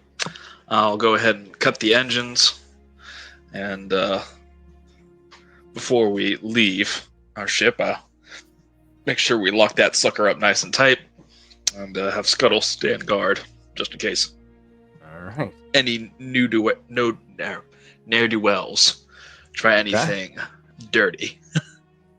I like it. Scuttle remains in position with extreme enthusiasm, Roger. and you get a sense that the ship is in good hands as long as Scuttle remains in position. Ego, you lead the crew of Dr. Bess and Darkellen through the Undercity. Very much aware of these swoop bike gangs, territories, the Black Sun's main operation on Nar Shaddaa, and several other territories of other gangs. More notably, the Cattown gang, who has proven to be the most volatile out of all of them, mainly due to the fact that they're trying to prove themselves as a gang. Go ahead. Are you? You would obviously be trying to avoid these people, so go ahead and give me a skullduggery check. This is going to be a hard difficulty, but with 2 setback die because you have 2 people that haven't traversed this area traveling with you. So Okay. you got 5 failures, 1 threat to beat. Damn. Okay. So I have 2 ranks in convincing demeanor, which You can use for scholarly checks, right? yeah, it removes setback die per rank. Oh, you motherfucker. Or failure. Son of a bitch. So remove 2 setback die from what that roll was, please. Thank So you only have 4 failures to beat. God damn it. you. All right. Roll that skullduggery check. Well done. Well played. Oh, fuck you. Oh, Well, that still doesn't beat the check, but you have a triumph in your pocket. Ooh. Time to get the dice out. Yeah, Yeah. it's time to get the dice out. One. All right. I like this. As you're trying to lead these 2 individuals through the Undercity, you take them through your normal route. Your usual route that you use to avoid both the Black Sun, the Vulkars, and as well the newly established Cathound gang. But as you emerge from this alternate route, you're greeted by the visage of 3 teenagers in similar uniform, purple and gold, with the silhouette in black of a Cathound on their right shoulders.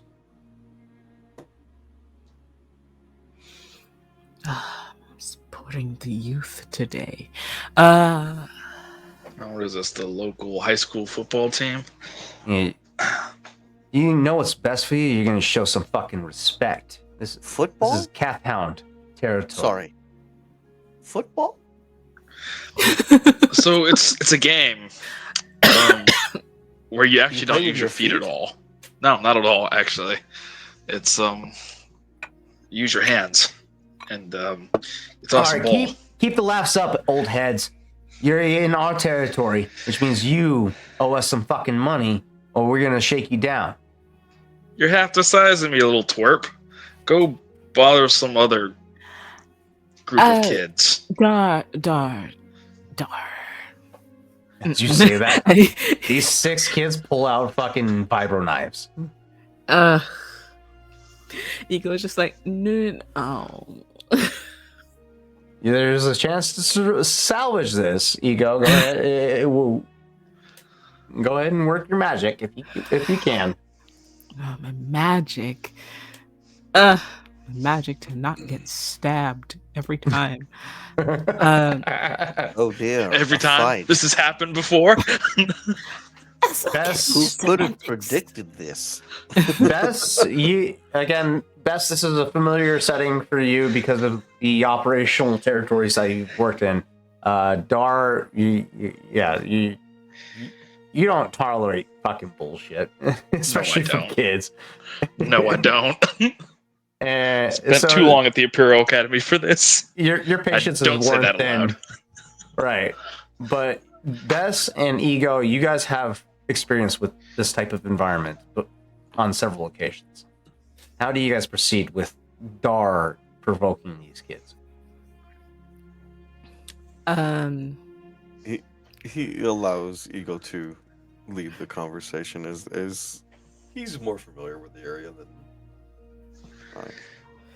I. So the one that was directly engaging, which I'm guessing is like the leader of this little. Yeah, bunch. you're not familiar with this kid, but you've seen him on several occasions. This individual is a Ratataki, pale-skinned, tattooed, mohawk, of white hair, about 5'3" at most. But you've seen him on several occasions. This dude, he's a scrappy sort. Granted, you probably could take him, no problem. But I mean, he's just a fucking kid, and he's trying to prove himself for some fucking reason. So, okay. So, Ego's going to just hold out, like, placating hands. Just like, gentlemen, I feel like we're getting off to a rather aggressive start to what could be a very nice, engaging conversation. So let's just bring it down a level. And I'm going to try to influence him to go from being absolutely hostile to just a little, just back to where we were when we began. Okay.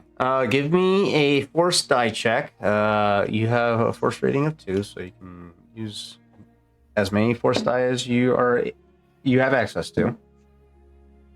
This is going to be an influence check. Mm-hmm. So, Where's the dice? There it is. Does Two. Bess, while they're doing this, notice any kind of involuntary hand wave gestures or? go ahead and give me a hard perception check.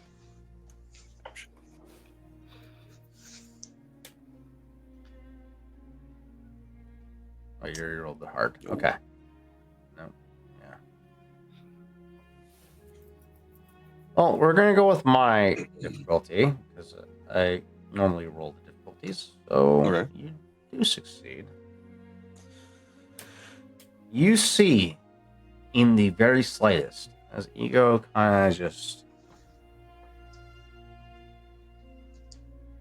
you don't necessarily have experience in this type of interaction, so you just Noting all the you- background information. you note a gesture. That's about it. Ego, you extend your perception beyond yourself into the mind of this Ratataki child, teenager. You've seen on occasion whether or not he's actually the leader of this Kathhound group. You're not necessarily sure, but you'd know he's one of the more prevalent faces. You tap into his emotional state and try to influence the more calmer emotional state side of him. And you do so successfully.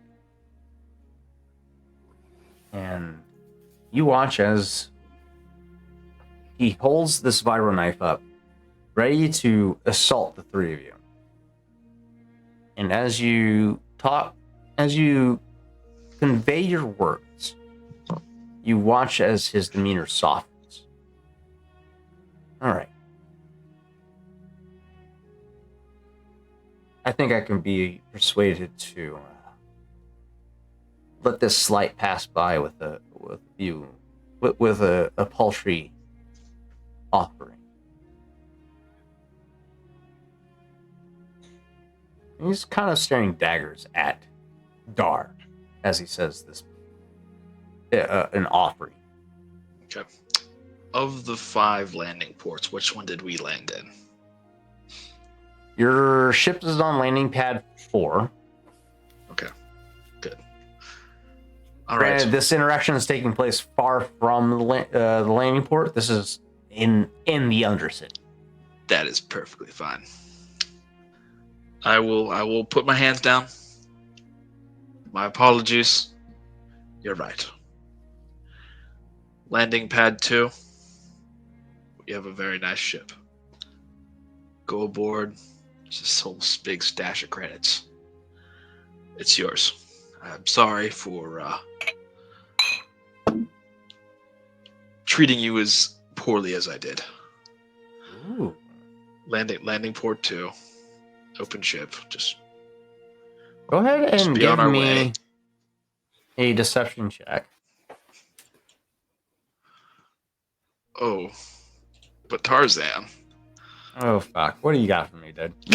Uh, Oh no! Fuck you! No! I hate you so fucking much right now. It's like the one thing I do, man.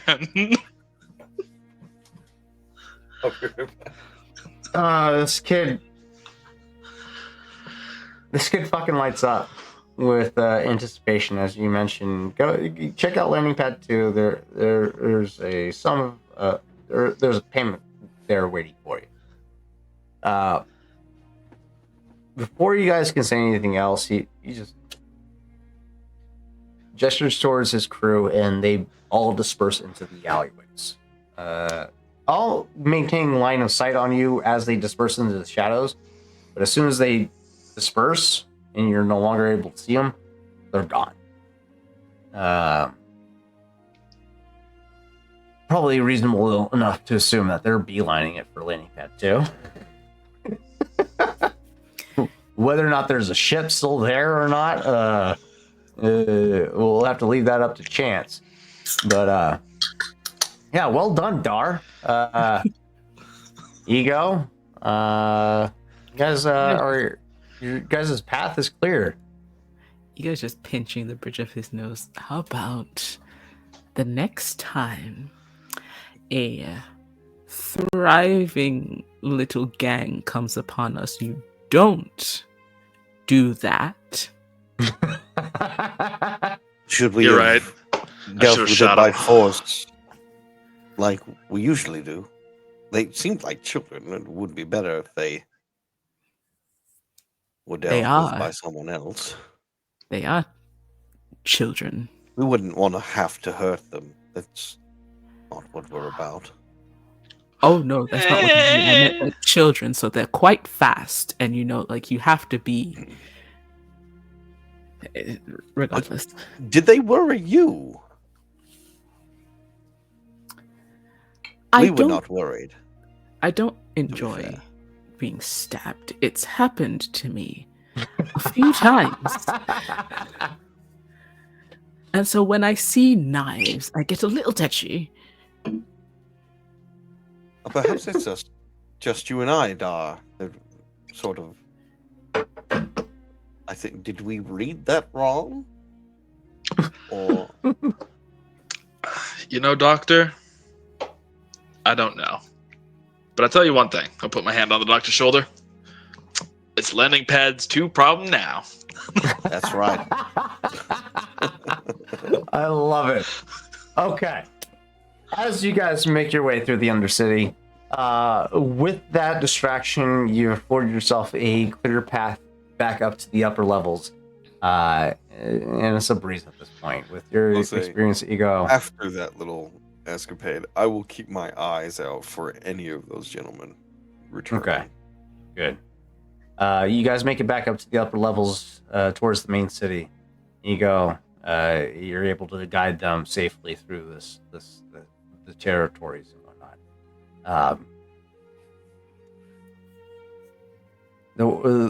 At this point, it's the Devil's Perch playground.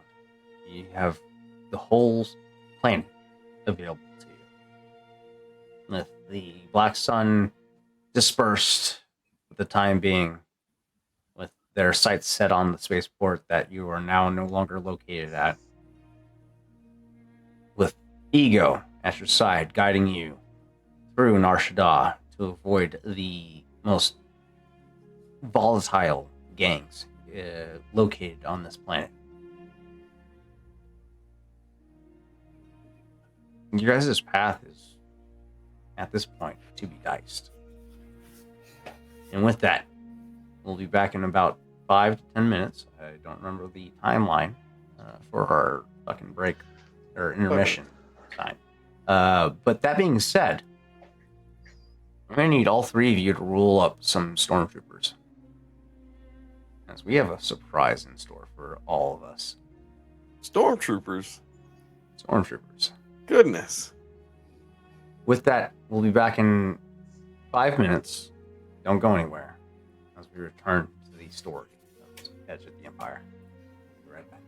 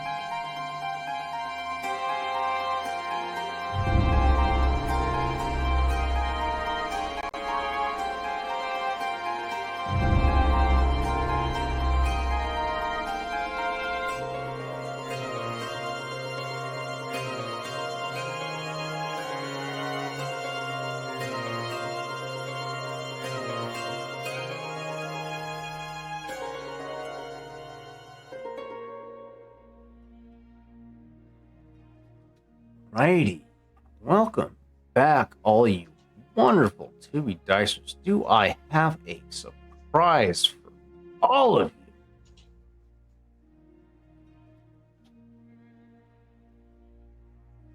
We're no longer on Nar Shaddaa at this point in time. As the three of you are no longer Ego, Bess, and Dar, you guys are FN 7-371, 372, and 373. You guys are starfighter pilots on the Imperial Star Destroyer known as the Nullifier. Deep within the Nullifier, located in the medical bay, is Chav, who is finally recovering from the severe injuries that he sustained from the planet on Cholgana. Chav, you are recuperating, albeit groggy. Your last known memory was you escaping from the atmosphere of... No, leaving the way station in between Cholgana and Raxus Prime after dropping off survivors from the planet. The last known memory you have was the sound of blaster fire emitting from behind you in the cockpit of the Nothwen Chimera. But you're no longer in the Nothwen. The ship, this bay that you're in, foreign to you. It's clean, militaristic. And at your side, as you come to consciousness, is a medical droid tending to you, addressing your shoulder. A phantom pain remains as you feel pins and needles in your right arm. And you go to raise it. And what you see is not what you're familiar with. It's just pure metal in hydraulics as you raise your right arm. How does Chav react to this revelation?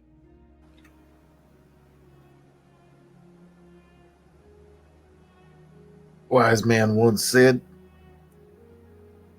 eat a buff out. And he tries to sit up.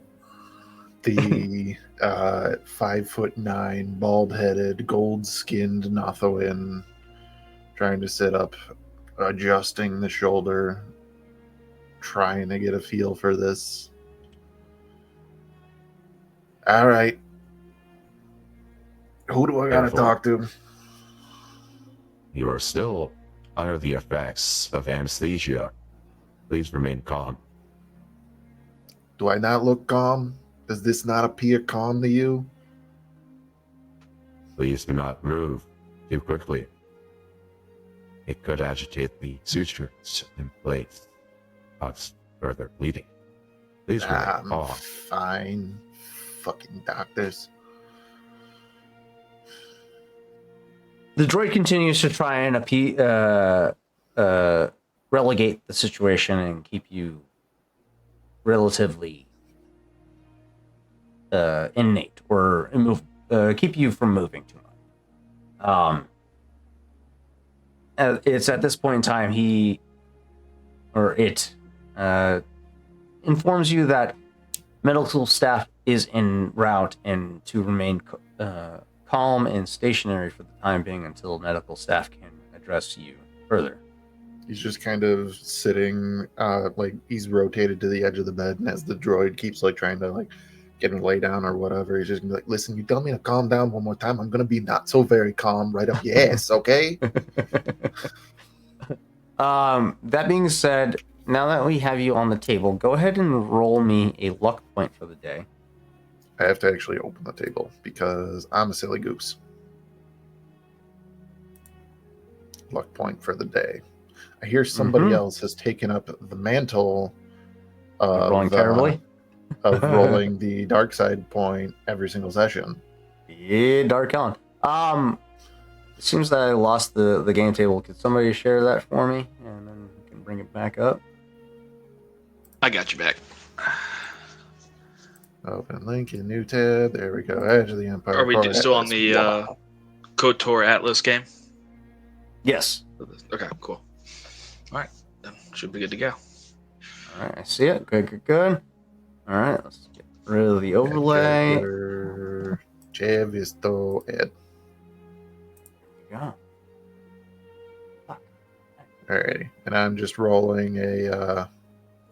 You're adding a what's luck point to the table. All right. All of my stormtroopers for the second half of tonight's episode, you guys will be utilizing a dark side token at my discretion, while Chev has access to all the light side tokens to make any further checks going forward. That being said, Chev,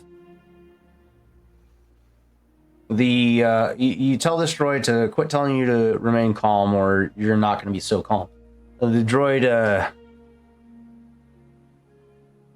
ironically enough, tells you to remain calm.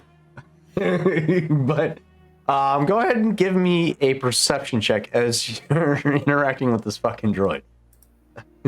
Perception check.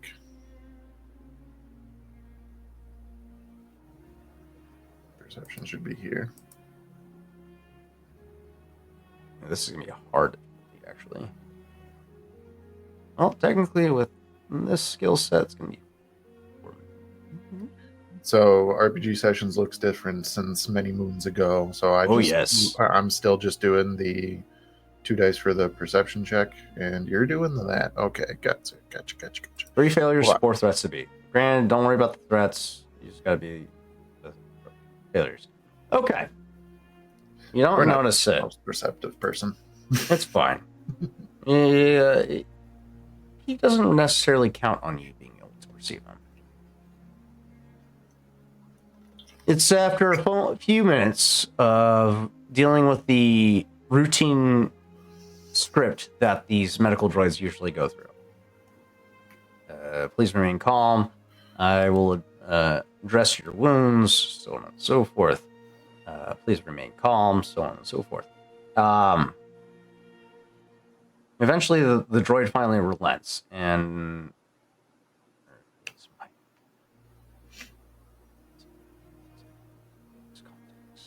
good to know.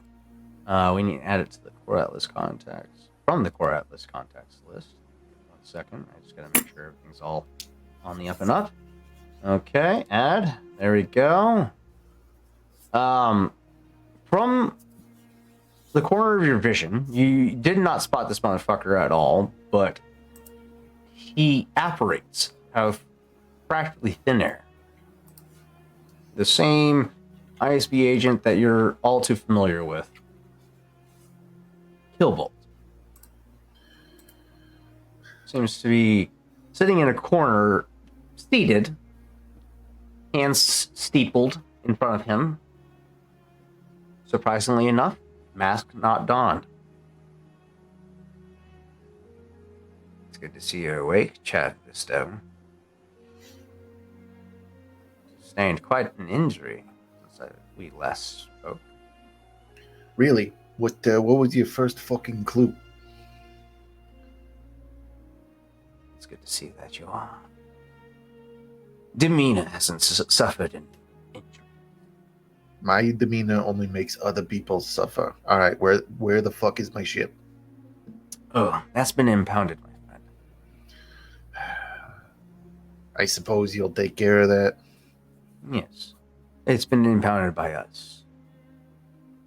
How can You see, you haven't done so well by the standing orders of not being fucking discovered by the ISB.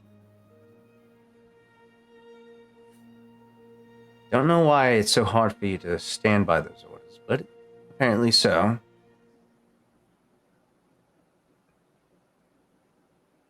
We've taken liberty with your ship, impounded for the time being. Just so we can get the heat that's currently on you to dissipate for the time being. Your crew has seen fit to leave you with me for the time being as well, as you have been seriously injured. I'm certain you've taken notice to the new prosthetic that you are fitted with. Oh shit! What the hell? Yes, I think I've noticed. Perhaps. So glad your human hasn't suffered at all. Are you? Are you glad?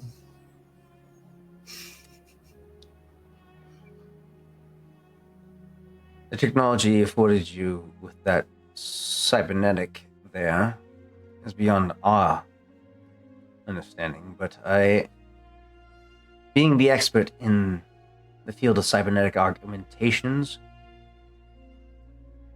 am more qualified to help rehabilitate you, make it more of a seamless transition, as that arm will react before you even think you are able to react. It anticipates your every move. It gives you a streamlined interaction, whatever you intend to do with that arm. There's no delay in reaction time. You will react with superhuman level speed. He's gonna Without kind of hesitation. smirk. I'm a Nothwood. I always react with superhuman speed. This will afford you that much more quicker of a reaction time. But that being said, there are limitations and there are drawbacks. You're not going to be prepared for the level of reaction time that this prosthetic will afford you. Therefore, we need to train you for it. I suppose of the other drawbacks, I'm going to need to reacquaint myself with my body because he's going to hold it up and kind of move his fingers and go, this is probably going to be a little rough for the first few nights. And you feel like it's going to react at the normal speed that you do it at, that you would think it would go at. But as you go to do it and then you look over it, it's moving 5 times faster than you fucking realize. It's almost a blur. As you do that finger wave, it's a blur as this prosthetic moves faster than you anticipated. So what he's going to do, seeing that, fun fact, the primary language of Nothowins is, in fact, sign language. He's just going to try to rapid fire go through some signs. Just like spelling his name, saying like, hi, how are you, things like that, and ending with giving Killbolt the bird. Okay. I'm going to give Killbolt a perception check here. I fucking love it. God, I fucking missed you, Chav. While this is all going on, the 3 of you are working with human stat blocks because the stormtroopers are only human usually. For this instance, you guys are only going to be human. If there's any other future interactions with Chav on the nullifier, we can talk about that being an alternate species at a later time. But for the narrative's sake, let's just have 3 humans interacting with Chav. Killbolt at this time straightens himself up. All right. Well, it's good to see that, connection to this prosthetic isn't hidden in any way or shape or form. But we're going to test that connection. Ah, shit, are you going to probe me? In a way. Not necessarily so kidding. invasive. That was that humor you were talking. Oh, okay, I got you. But We're gonna start with blasters, and then we're gonna progress to a present that I have for you. Well, for me, you shouldn't have. Eh, Probably you shouldn't have, because I feel like this is going to come with a debt. It's definitely gonna come with some strings, Why am I not surprised? but I'm sure you'll appreciate it as it will facilitate. I don't know how to tell you this. Oop, we lost. We lost our.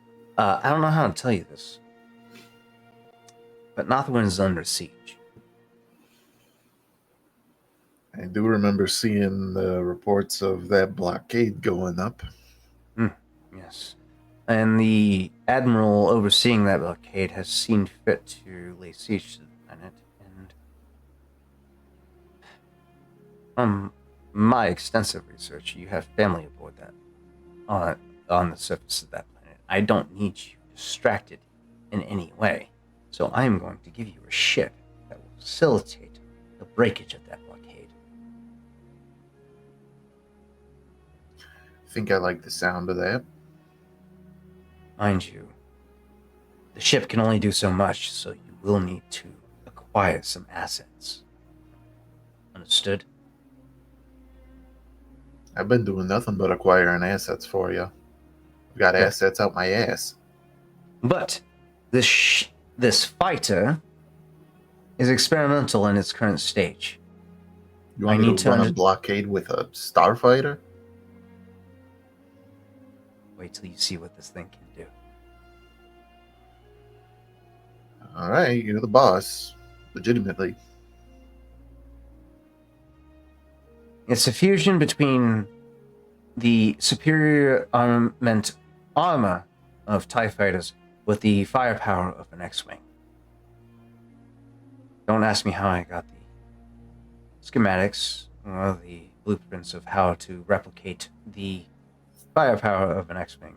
It was not an easy endeavor, but all that much more harder to conceal from the rest of the Empire. Jav is trying to do the math in his head, how that all works out, but doesn't say anything because he's like, well, if this is legit and they figured this shit out, I want to fly it. You get a sense just from the basic description of this ship so far. It's flight worthy, but its armaments probably not so much. The armaments itself is probably the most experimental portion of this ship. Further than that, I'm not so sure as to what could be experimental. Maybe the armor plating, the shielding that is afforded to X-Wings. You're not necessarily sure. But you get a sense that based off the base description of the ship, it has the armor of a X-Wing and the speed of the armor of a TIE fighter and the speed of an X-Wing. And that's about all you get from that description. By this point, Killbolt retrieves his face mask from his hip, dons it with the audible pop and hiss as usual. You watch as the eye ignites, the ocular lens ignites and glows that familiar red. And there's an inaudible. It's audible, but it's indistinguishable. A communication of sorts. You get a sense that he's communicating over comms, and he has a distorter installed into his visor that allows him to communicate without being heard. And after 2 minutes after that audible communication, 3 stormtroopers enter. Dara back? Not yet. Dara, if you're in the He says he's streamer, backstage. Yeah, Yeah. that's the issue. I can't add him in. So if you can back out and jump back in, because I can't add you right now. But both Siamite, Ego, and Dar you guys enter in as FN. I forgot what I said. Shit. FN 73 FN 731 7 or 732 and 723. The individual in command, as you know as the ISB agent of Killbolt, addresses the three of you.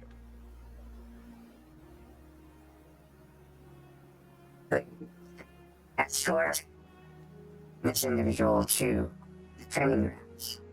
He will test out his new prosthetic. Well, combat. I think you got the wrong voice mod on. It's hard to hear. Testing. This is the one. Nope. Way better. That ain't him. Testing. This is the one. That's the one.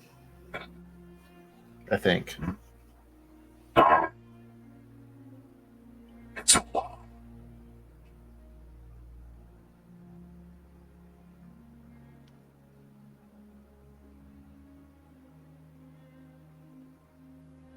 I know which one it is, but I don't have it right now because I forgot to do it. My bad. We're gonna go with this one though, for the time being.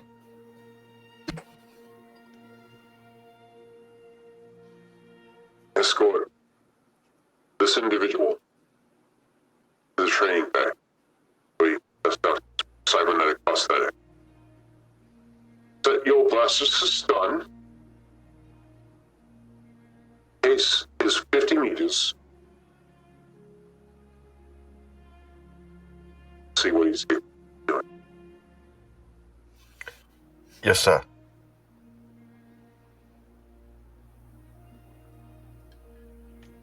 All right, I guess we better get this show on the road. Please do ensure it's not right. So, No, half of that. please be sure to not disappoint. I don't disappoint anybody unless they're of the female persuasion. Right this way, sir. Yeah. 731 leads you down the corridors. Killbolt, Chav, you take notice as Killbolt trails behind you, several meters behind. And you also spot Stitch and Obelisk following in tow from behind. But they break off down a separate corridor as you proceed further in. You get a sense as you enter into this area, it's a hangar bay, obviously, that has been retrofitted to be a training area of sorts. You look up to your left where the observation deck would be located, and you spot Killbolt and his entourage observing from the elevated position. Before you is a obstacle course of sorts where FN-731 points you to your starting position, and he leads his team towards the opposite end of the field. Check phaser stat to stun. Spread out 50 meters. Phases in this universe, we call them blasters. Oh, sorry. Such phasers to disintegrate. He's a Trekkie! Trekkie! Trekkie! God damn it. Revealed. No. The three of you set your blasters to stun. Chav, you at your starting position have a blaster pistol available. It's set on a berm. It's a standard blaster pistol available to all stormtroopers. It's a what's it called? It's the same one that the stormtroopers are fitted with. E11. E11. I just gotta figure out what the stats are for him so he can use it. It is the. You mean I can't use my holdout scatter blaster? That was Blow these confiscated guys away. upon. That was 100% confiscated. I better get that back. I'm gonna be mad. You know, Killbolt's gonna give it back to you, but he needs to see your capabilities with this fucking blaster rifle. All right. A lot of fun he is.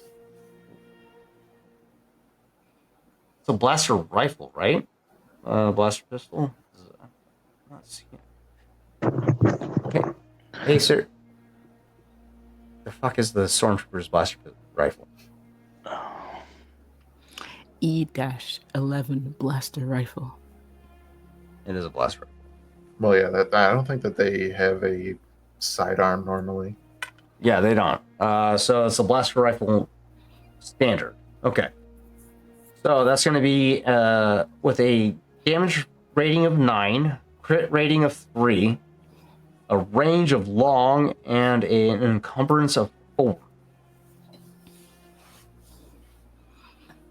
So, if your strength, or if your, is it strength? No, this counts as Brawn. If your brawn is under, no, as long as it doesn't have an encumbrance, you should be fine.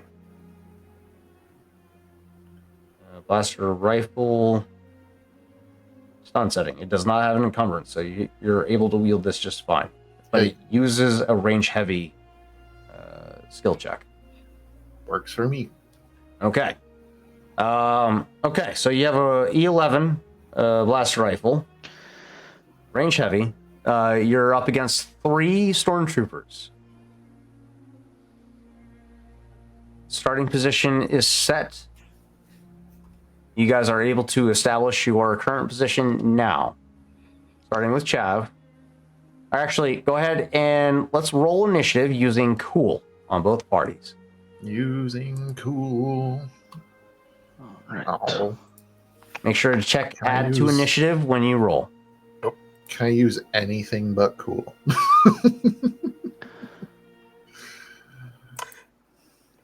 We're I not would that great at say- cool either. I would say yes. Chav is able to use vigilance. Okay, so we're gonna use vigilance then. It's a slightly better roll. Yes, like I said, slightly better. Okay, so we got for Chav 1 and 1. Okay, we're gonna change you to a piece NPC.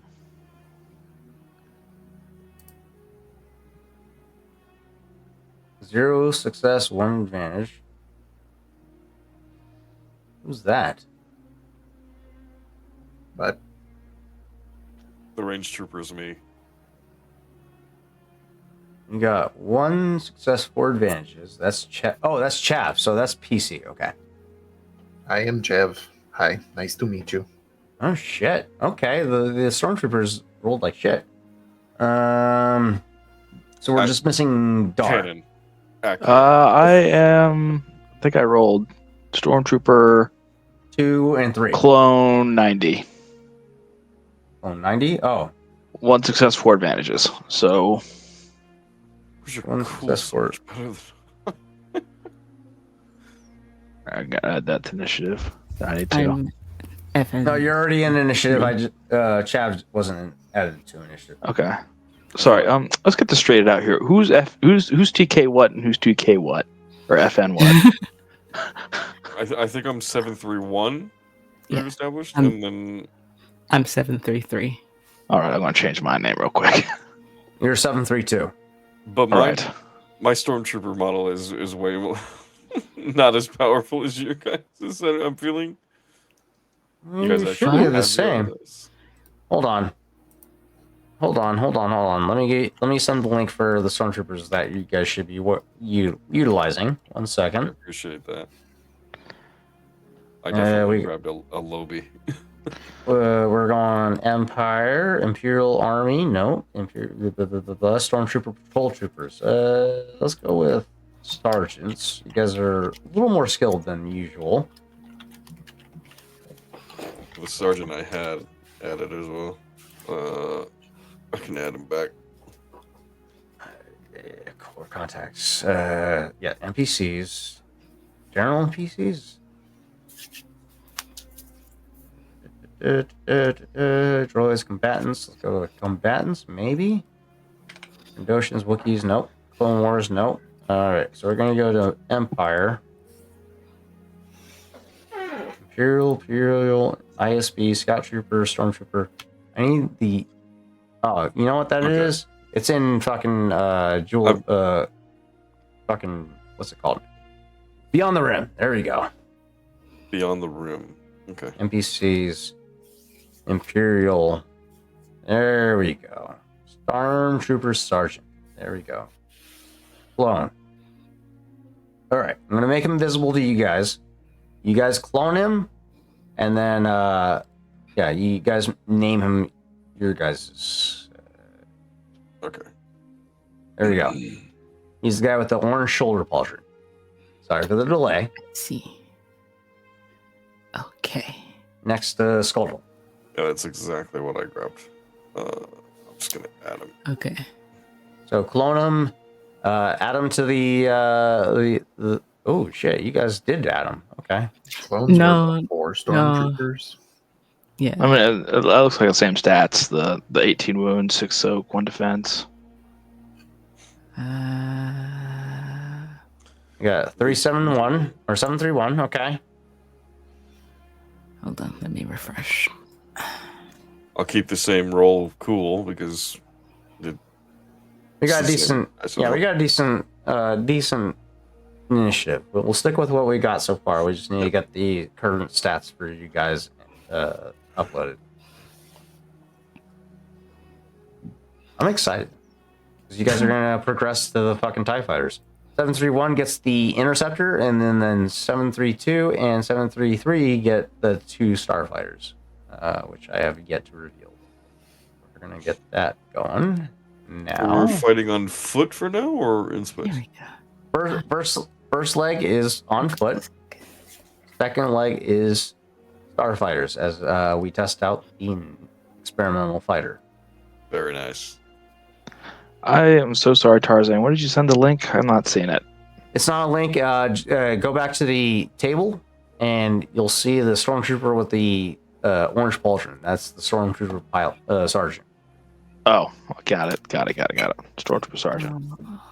Not as experienced as a stormtrooper pilot. That's the main reason. Now we clone this And sucker. Stormtrooper pilots are not as experienced as Chavis, though. Exactly, but they are experienced with range combat, so that was the main thing I wanted. Some can't reason I'm getting Okay. bad data or something. Refresh the table. That being said, NPCs are first, so stormtroopers, you guys go first. So who would like to go first out of the 3 of you? Possibly the one who has the character sheet. I mean, I think we can all roll from the Sure. Stormtrooper Sergeant. Yeah. Technically. Chav, I lied. You get a heavier repeater because it is 3 against 1. I get a what? You get a heavier repeater because it is 3 against 1. Hell yeah. I'm just gonna mow you all down. It's fine. Heavy repeater blaster is light repeater. Sounds Repleter. more. Light repeater blaster is 11 damage, 3 crit, long range, 7 encumbrance, cumbersome, and 4. So what's your brawn rating? Who? What's your brawn rating? 2. 2. Dos. So Uno, dos. okay, cool. So you can fire this weapon. It just comes with the cost of 2 setback when you fire it. That's fine. which I'm sure you can fucking compensate for. As you have an agility of 7. Because you're that fucking good right now with that fucking prosthetic. Legitimately superhuman. Literally. Okay. All right. All right. So, stormtroopers, who's going first? I'll go first. All right. You are currently in position behind cover. It is a bounding cover scenario. You can get to another position and take fire. You won't benefit from the benefit of cover if you choose to move and cover, unless you use 2 maneuvers to cover to benefit from cover, which will accumulate in the form of strain. But as a stormtrooper, you don't benefit from strain. It accumulates in the form of wounds. So you have pros and cons here. So, You have 15 wounds to work with. Let's pull him into a trap.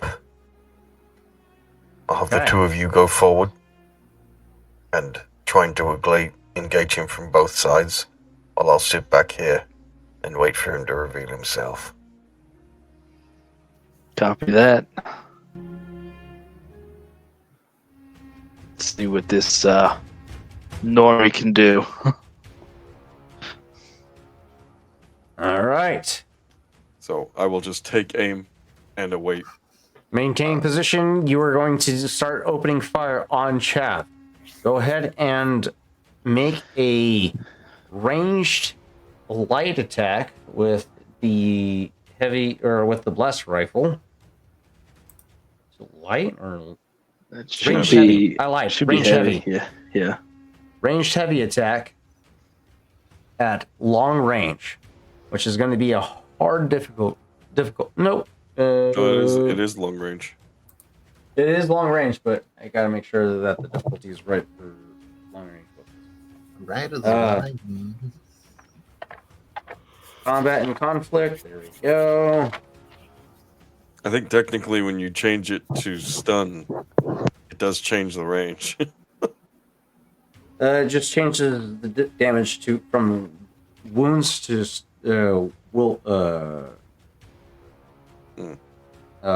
not willpower. Fucking strain. There we go. Falling damage. That's not what we're looking for. We're looking for damage. Okay. That's bias concealment. Silhouettes. We're not looking for silhouettes. We're looking at engage with ranged heavy. Engage with range heavy. So it's +2 difficulty at engaged range. We're not at engaged range. We're at long range for heavy for a blaster rifle. Long range. That's an average difficulty. I'm going to give you 2 setback because Chav is behind cover. He had the time to position himself behind cover. So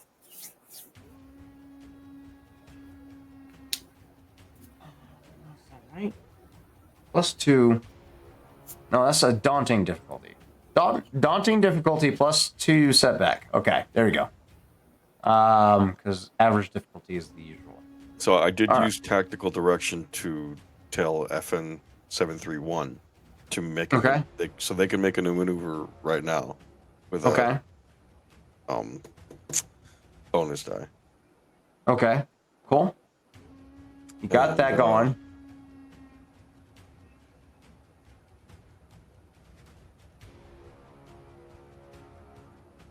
The group, they may perform an immediate free maneuver or add a boost die to the next check. So that being said, 3-2 or 732, you get a choice of either taking a free immediate maneuver or taking the free boost die.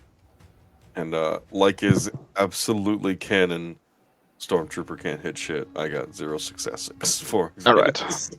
732 is going to dislodge this Womp Rat from its hole and take a free maneuver to move forward. Careful right. what you're dislodging from my holes. TK732 is going to pull out a frag grenade. All right, Chav, you watch as two stormtroopers immediately, as the encounter begins, two stormtroopers rush forward, taking advanced positions in front of you. You have an opportunity to try and take out two stormtroopers right out the gate as we enter into your initiative order. Go ahead and fucking lootly. make a you have the light repeating blaster. That's a heavy ranged attack. Okay. With a cumbersome of 4. So, how many points over is that on your brawn? 2. 2. I had The two two setback dice. So add 2 setback die at long range. From long range entering into medium range, it's going to be from average to hard. I'll take care of the setback. Oh, You you're just- gonna do the setback. Okay. Yeah, you just roll the. Is there a way difficulty. for me to get closer to assure that it is a easier shot, but also have a spot and cover? So Like, can I this move to the weapon, next this spot? weapon system works best at long range. If you Oh, close the I see. distance, it makes it harder for you. Alrighty, then we'll take it. And from you're that already at prime spot. maximum distance from your current position. Alrighty, we'll take it as is then.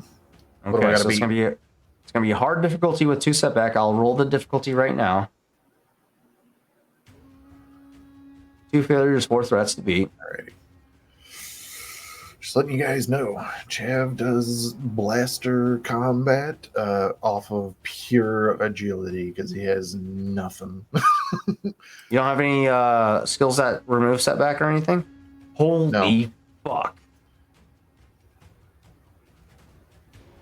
So what was Shut that the crit fuck rating? up. Because I think that I crit. 3 and you auto fire. 11 points of damage on each fucking auto fire, which takes 2 points of advantages. You have 2 remaining. So you have 2. You can auto crit, or you can either auto crit or take an auto fire, which is an additional One 2 or the other. Yes, you only have 2 advantages to spend, but the difficulty remains. Oh, okay. 2 advantages spent. Okay. So you can auto fire or crit. No, you can't crit with the current. Yeah, no, the crit rating advantages. was 3. Yeah. So it's just going to be the auto fire that I'm going to take. So then. you have 11 points plus 7, 18, plus an additional 11. That would be 2 of you are 29. dying right out the fucking gate. There's no fucking way. 2 of you are dying right out the fucking, or not dying, but fucking getting knocked out right out the gate. So yeah, the blaster fires like kind of come in, like hitting the cover that he's in. He probably hears the grenade being primed. He goes, "I'm getting too old for this shit." Pulls the bolt back, spins it up on top of the cover, and You know what I forgot to like, account for? Your fucking arm. That's accounted for in because I have setbacks because I'm not used to it. Yeah. Okay, that's fair. The setback is for the range of the the cumbersome. You're also having to account for the what the fuck is this? What is this? Go back. Get rid of this. You get one additional setback for the prosthetic. Let's see if we can offset that or not. Yeah, just roll another one and add it to the 2 failures, 4 threats. Yeah. An additional failure. So I still pass. You still pass. You still succeed. So instead of 18, it's wait, no. Instead of 16, it's 15. 11, right? Or hold on. Blaster, light repeating blaster is 11 damage base plus 11 damage base plus each additional success, so 4 more. So that would be 15. 15 damage. Okay. And then auto Plus- fire does what? Plus auto fire gives you an additional 11. So that would be So 26. 26 damage on top of that. So Yeah. 26 damage total. Yeah. We have first Stormtrooper. So fuck. I think that takes them both out. Well, for sure, he would, upon hearing that grenade do its thing, he would flip that repeating blaster up on top of the cover that he was just hiding behind, push it into the shoulder, probably wince probably- because it's still healing. I probably should And- have stayed with the E11, but you know what? It's fine. It is it is very reminiscent of Rambo and First Blood. Just Okay. Fuck, that's insane. So 26 damage altogether. it's nothing personal, but if I was like, if this is split in any way, I would favor stunning the one who pulled out the grenade first, because Chaos, if he did arm it enough, he's gonna drop it, and that's gonna go off within their ranks and not over by me. I'm not mad at that. Which one of the two of you primed a grenade? As a- 762, 716. i.e., Okay. Dark Helen. Okay. It's nothing personal, Jack. It's just good business. 731, you're still standing. 732, you are unconscious with a grenade in your hand. Ripperoni boys. That will take effect next round. At the start of your next round turn. And then we Depending duck back on- into cover. As, I don't think I could do anything else. So that's going to give you. It's going to give you additional cover, which will accumulate. You're behind half cover, but you use a maneuver to get behind cover fully. So that's 3 setback. So Okay. I'll take it. let's make sure. Half cover gives you 2 setback die on the enemy. These checks. 2 weapon, unarmed, no. Medium range, planetary, engaged, 5 range points. You know what cover gives you.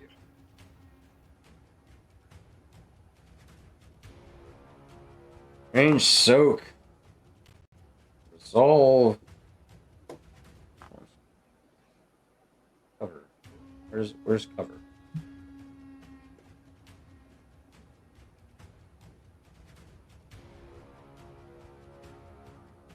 I believe cover, because I don't want to spend too much time on this. I believe cover gives you a setback die depending on how much cover is provided. Half cover should give you 2. Full, if you take a maneuver, that should give you full, which would be 3. And because that's not openly readily available to me, we're going to go with that ruling. So, had you not taken cover after that fire, yes, it would have been 2 setback. We're going to go with 3 because you took that extra maneuver to take full cover. All right, so 3 setback on anybody that takes a shot at you, at Chav. We're going to remove a slot from the NPCs because Chav took them out. And next slot is FN or FN7 or FN/733. What is your move after watching your battle buddy get gunned down? While his focus is on my downed companion, I'm going to try to move out of eyeline and shoot him. Psymite, also, you take 11 points of wound. I should have clarified that. 11. Ren, you break contact and reposition, offsetting the direct line of sight that Chav has on the immediate battlefield. Blaster rifle, heavy, Rick, go ahead. None of my soak matters for any of that, or Oh shit! Yeah, that's right. Sorry, I forgot about that 6. point. So 26 was the total damage. Mhm. So that would be 21 points remaining for Dar or for FN 732. Yep, with the 15 health, that knocks me out. Yeah. This leaves 6 damage remaining to go elsewhere. 6 damage remaining. So FN 731, you take 1 point of damage. Sounds right. There we go. Okay. FN-733, you reposition closer, moving from long range to medium range. You said you're taking a shot at Chaff. Yes. All right. You're at medium range. Go ahead and perform a ranged heavy attack. This is going to be a hard difficulty. Yeah, hard difficulty.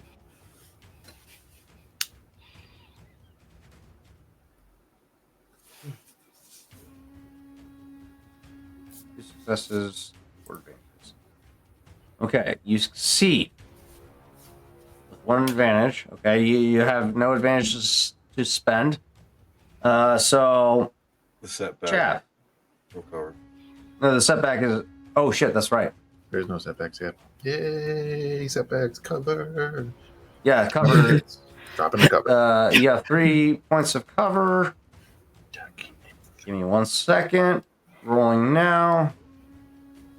Chad paid attention during those Oh. World War II videos. You rolled Okay, bad for Chav. Setbacks. Chav, you take a glancing blow to the shoulder. Your good shoulder. That's My newly good shoulder or my old good shoulder? your good shoulder, not the prosthetic. Okay. That would complicate things as you get used to it. So 4 threats that cancels out the advantages. You still land the shot, which is a blessed rifle of which is 9 damage plus 2, so 11 minus Chav's soak. 4. Okay, so you take 7 points of wounds. Okay. Or points of strain. Oh, strain. Thank God. A blue ring passes over your cover as you're just about to react to the sound of blaster fire to try and retaliate. Your left shoulder takes a glancing blow from the stun ring, and your left arm goes numb for a moment, and that'll end the end 733's turn. Sorry, 732, you're knocked out pretty much instantly. Hey, it happens. I'll get him next Sorry, time. you pulled a grenade on Nice me. shot, 733. You primed a grenade. It's at the top of the round. I'll gonna get go that out. golden guy next time. You primed it after Chav's turn, so you were by 733. Oh shit. Okay. All right. Okay.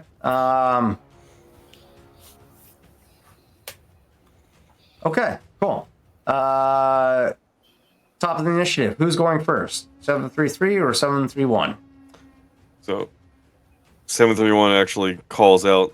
It's like, Nice shot, 733. and he's gonna run out and around quickly, using 2 maneuvers to get as far around, so that I kind of come around the corner of where his cover no longer applies. Mm-hmm. So if he's hiding from me and I'm standing back here, I'm You're coming moving around. from medium, from short to engaged range, or no, Not- close range. not coming in towards him, circling around. He wants to bypass the cover without Yeah. getting closer. Okay, so you're maintaining what range? Long or I do have to run in a you're bit. at medium so range right now, so you can either maintain medium range I'll or maintain maintain medium. close. I'll maintain Medium? medium. Okay. Okay.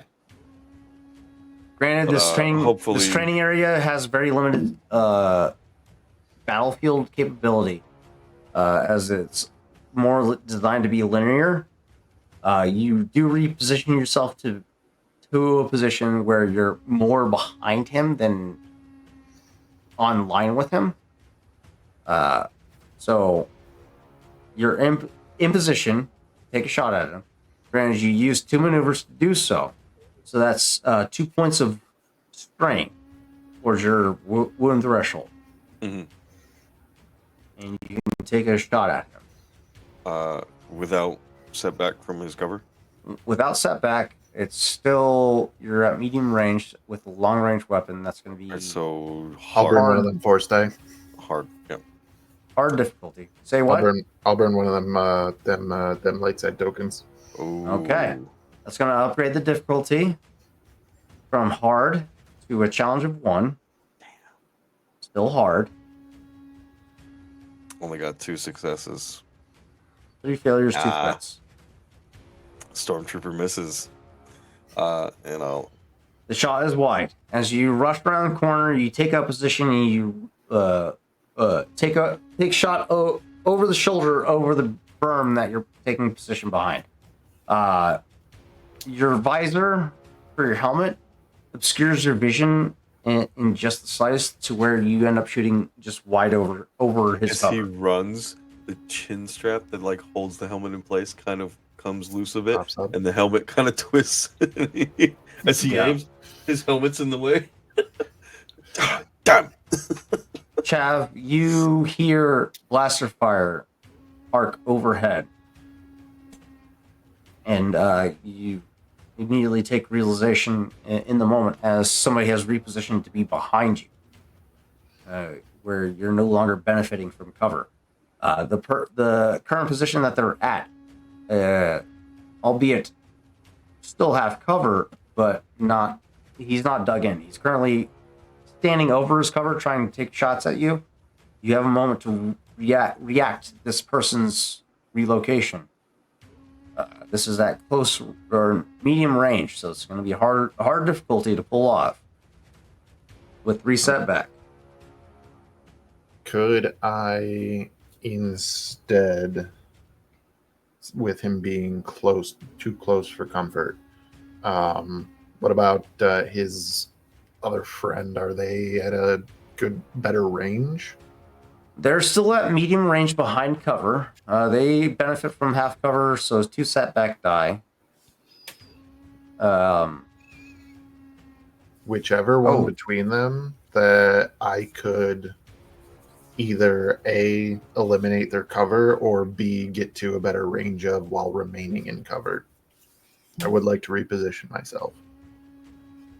You could fall back, establishing a long range connection towards the person in front of you to FN 733, which will give you a better firing position to deal with them, but put you on line with FN 731 and eliminate his cover entirely.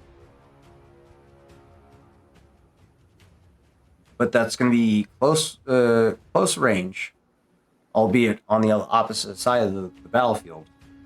But you won't have to contend with cover setback. You'll just have to deal with the setback from your prosthetic. So that will be close range.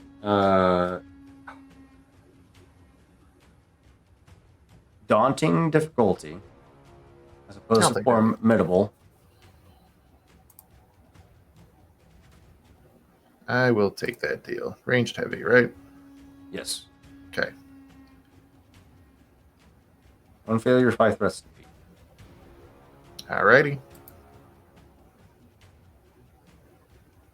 Ooh. So no like advantages you or succeed. anything, Yeah. but I do hit. You succeed. FN 731, you are rendered unconscious.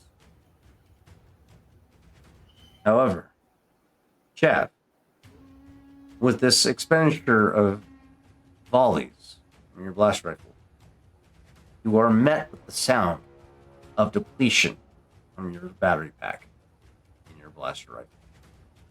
You are now weaponless at this time. I have to give it my best.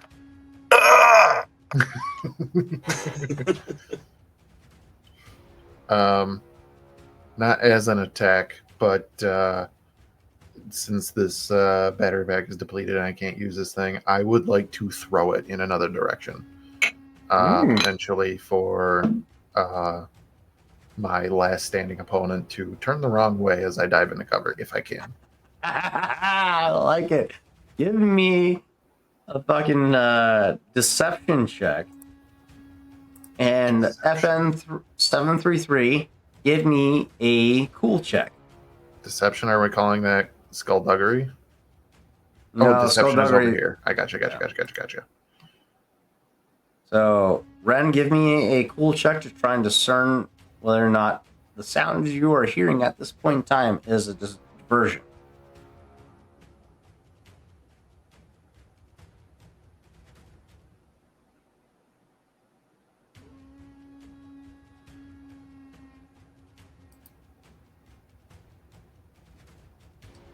Chav rolls Not a a lot success to, and an advantage. Not a lot to have to overcome. It might not work, but Let's see what the stormtrooper has to roll.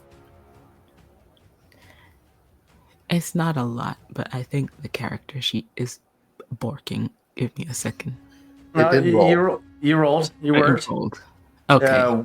One success, no advantages. Okay. Cav, you managed to divert their attention momentarily. Enough for you to relocate to acquire a new weapon. okay.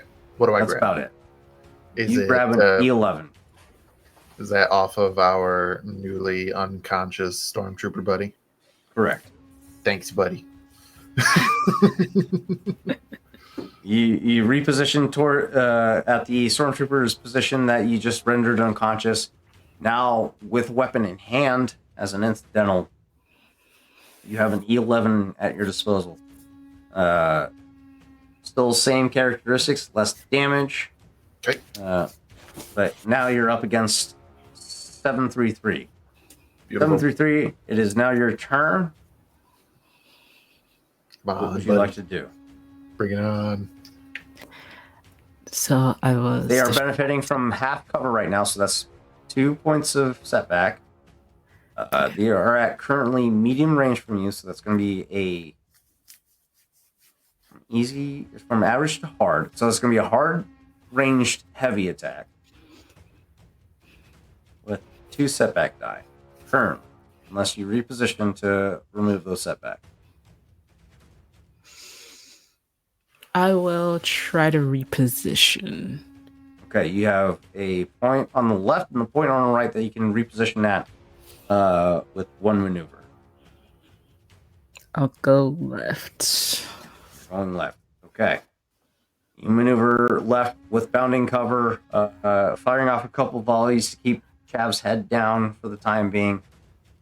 That's going to be still a hard difficulty with 1 setback die. You fire your weapon, 0 successes, 3 advantages. See if that works. Probably not with no successes available. Yep, nope. You continue to suppress fire for the time being. With the 1 failure remaining on the board. Cav ducks under cover just in time to avoid any damage from the blaster fire. That will end your turn, Chav. We're at the top of the initiative. What would you like to do? You're currently being suppressed at your current position.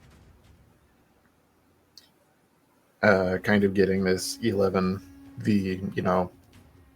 adjusted as he needs to, kind of like get the strap over the shoulder, kind of shake his head and go, "This is why I just fly the fucking ship." And suppressing fire or not, we are gonna take that shot. Okay. All right. Interesting. It's gonna be a hard difficulty. Setback for the prosthetic. Setback for the suppressive fire. Okay. Setback for the cover. You got anything there? 733. Say no. Roll the results. Difficulty of any combat check targeting this character one time. Ooh, okay. Let's go. All right. One upgrade. I'll take it. I'll even cash in a dark side token for that. Here we go. Just to make it fair. 4 failures, 4 threats to beat.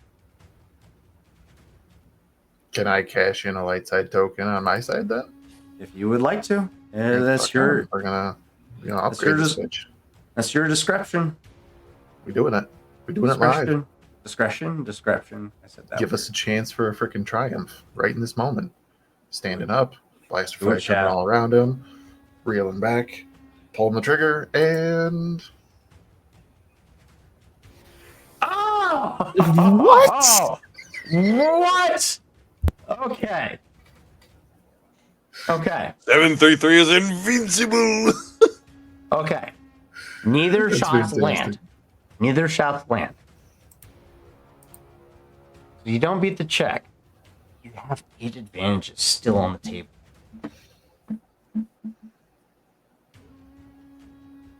I will say you can cash in those advantages to deplete 733's ammunition. Yeah, let's do that. It seems like I'll take that deal. 733, you unload your E11 in the direction of your known combatant. You're immediately made aware of the depletion of ammunition as your blaster rifle goes, and you realize you're out of ammunition at this time. 732's on the ground. 732's on the ground by you. I want You're to gonna have to reposition. All right. I'll reposition. Reposition. All right, you make a bounding cover and reposition at We do 732. come with 1 extra reload, I will say. Ah. Sure. Equipment. Yep. Oh. Didn't look all the way down there. Yeah, you do have an extra reload. All right. Reload. Okay, that takes a maneuver to do so. Mm-hmm. Okay. You can still make an attack at this point in time. Now that your weapon has been reloaded. You're still in position. It's still 2 setback die from Chav benefiting from cover. It's still a hard difficulty as you guys have not closed the distance. Mm-hmm. You can take an extra point of strain, or oh shit, you went through it. Oh shit, and you got a fucking oh no, yeah. Oh no. Fourth it. Oh shit.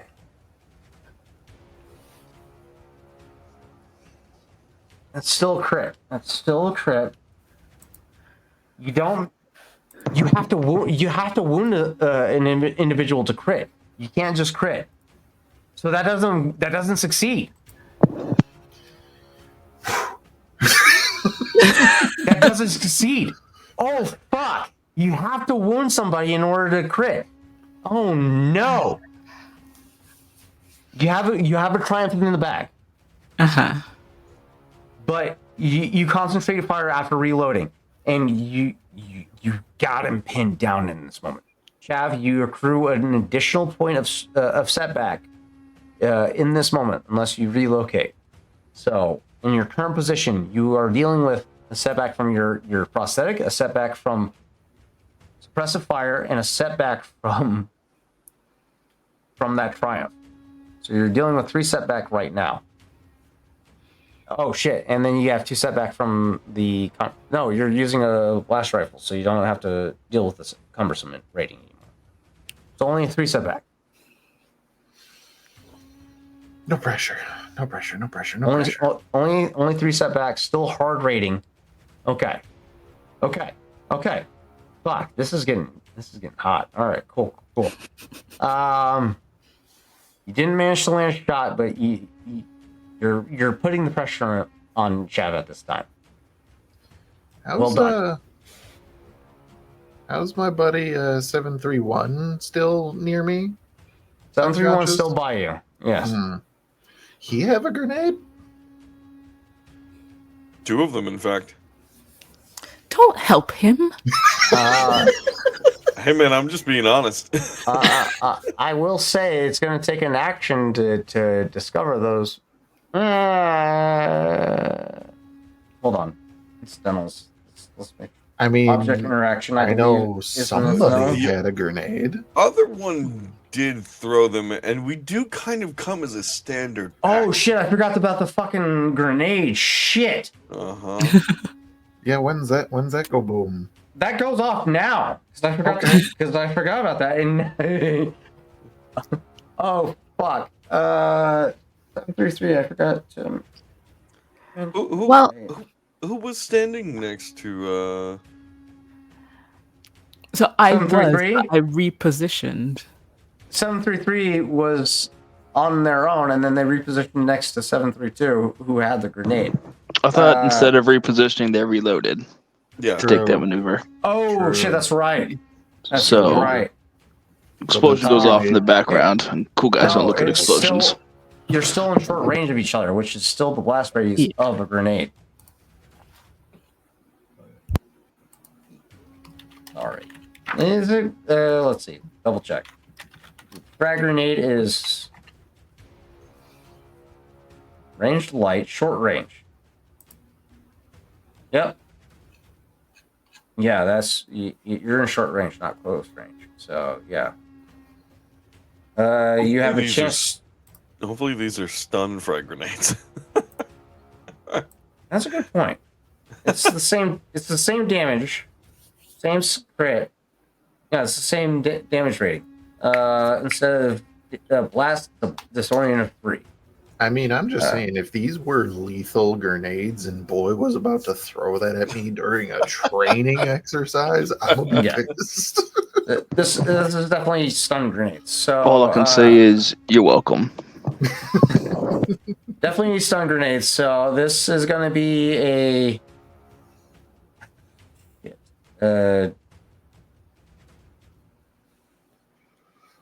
there's no fucking. It's a ranged light attack. Okay, ranged light. Can you roll that real quick to see how that goes? Because you're within range. And if you already have it. You're within close range. That's hard difficulty. Close range, not short range. Close range. You know, short range is the blast radius. So you're safe, actually. You didn't close the distance. So you're fine. You aren't near the blast radius of the grenade. You just hear a resounding... And you watch this concussive wave sweep over the battlefield. By the time it reaches you, it's just a mild annoyance. And it kind of makes your ears vibrate for a moment. Or your ears vibrate for a moment, as well as you, Chav. But nothing substantial comes from it. Man, it sucks that grenade did not hit Ren's stormtrooper. So I still would like to try to do that again with one of the ones from 731. Interacting with your environment, I believe, is an incidental. Let me double check. Speaking to another, dropping an item held in one's hands, releasing someone's character, someone the character is holding. Minor movements such as shifting position, peeking around a corner, or looking behind a person. Maneuvers, aiming your weapon, move one range band, opening a door, diving behind cover, standing up. Actions, slicing, opening, firing, punching, instructing, performing, sneaking up, climbing a cliff. None of these say interacting with your environment. I think like opening a door. I think it's like interacting with your environment.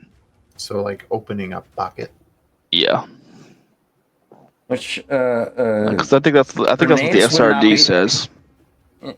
A grenade would not be in a pocket; it would be attached to a utility belt, which would be openly accessible.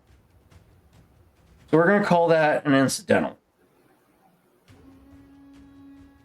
So, that being said, you're already standing over the body of 731. So you look down and you spot 2 stun grenades attached to his utility belt. Go ahead and, if you would like, you're going to use this weapon. Make a ranged light attack. It's short. Stun grenades are short range. At your current range, you're at close, but you're not at short. So you would have to close the distance by 1 range band in order to utilize this weapon effectively.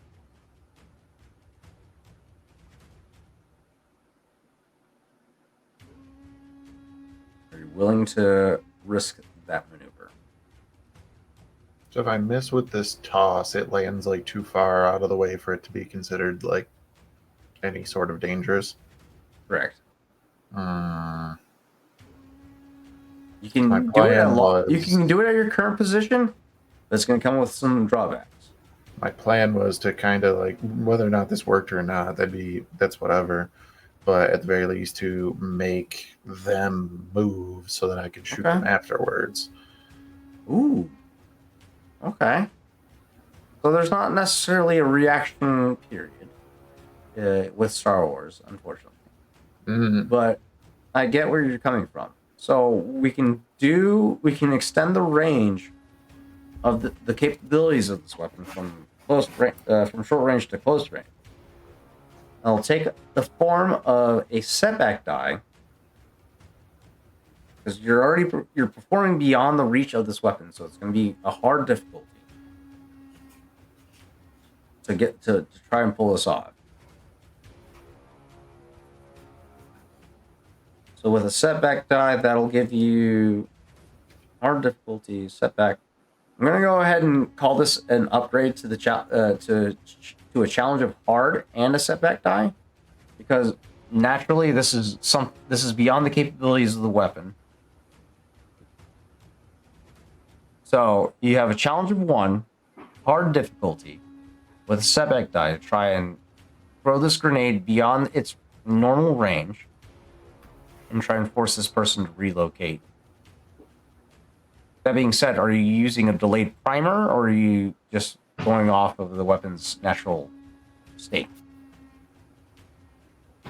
If it doesn't cost any extra, I would do the delayed primer, because, like, again, if I can get it to land close, then there'll be that moment of, oh, fuck, and then they got to move or else it blows up. Okay. As an incidental, you can do the delayed primer to force a relocation. We'll do that. Okay. Let's go ahead and do that. Go ahead and make a ranged light attack. 1 failure, 3 threats to beat. Bring it on. Fuck off. Insane. Darcy, you upgraded my agility. You did this. This is insane, yeah. 4 successes, 5 advantages. You have 3 successes and 2 advantages remaining. You do not crit, unfortunately. But you achieve the designated target. FN-733, a stun grenade lands next to you. You have moments to respond. What do you do?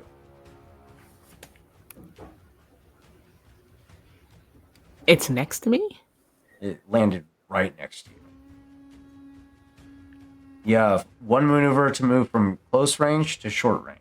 Will get you outside of its capabilities. No. It's engaged range. So that would you have one maneuver to move yourself to short range, and then you can burn another maneuver, which will require an action to do to move outside of its blast radius, which would move you to medium range. Can I kick it back? It'll take an action, but it'll only move it from engaged to short range. And depending on your roll, it's going to be a brawn check. If you decide to go through with it, it's going to be a brawn check. If you triumph, it'll move from short range, from engaged range to short range, from short range to close range, which will put it outside of the blast radius for you. But the only way you're going to pull this off is if you roll a triumph right now. And the triumph I had before is expended. Right. Hey, was that a triumph for ego, or was that a triumph for the stormtrooper? It was a triumph. I've had 2 triumphs today, one for both characters. So. Oh shit. Okay, yeah, no, that works. Okay, you can't use the triumph for ego. You can use the triumph for the for 733. So. I can't believe this combat is still going on with a fucking stormtrooper. No kidding. No fucking kidding. I'm No the fucking good kidding. one. 733 This is the Ren. MVP. She rolls like a goddess. 733 is rolling like is the MVP tonight. 733 without even making checks. Because you do. Well, go ahead. Actually, for shits and giggles, go ahead and make that fucking brawn check real quick. Make that fucking brawn Brawn? check. What do I? Mask How do Ren. I? It's the fucking gladiator, man. Is that athletics or? No. You go. Just use your brawl. Sorry, your brawl. Brawl. Okay.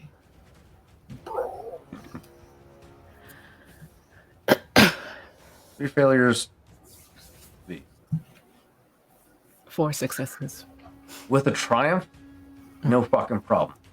You kick that fucking grenade. As soon as it lands, you react within a split second. You kick that motherfucker off into the distance, and with a resounding, the grenade detonates, and by the time it reaches you, it has no effect. You're still in the fight. Just have my That was your action. And your maneuver. No, you have a maneuver left because you used your action to do that. So you can reposition or you can take cover. That's your option right now. I will,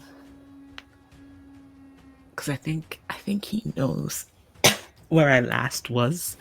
So I'm gonna reposition. Okay. Using the cover of the blast. Nice. So you rushed into the blast after you hear the detonation.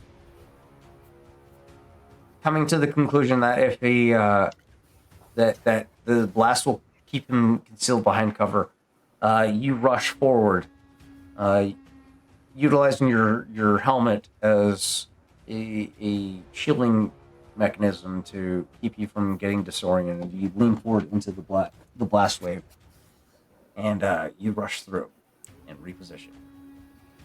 Well done. 733. I don't know how you're doing it, but you're doing fucking great, dude. Chav, you hear this resounding blast wave wash over the current battlefield, and as you peek over cover, Go ahead and give me a quick free perception check. Average hard difficulty. You're dealing with an ongoing battle.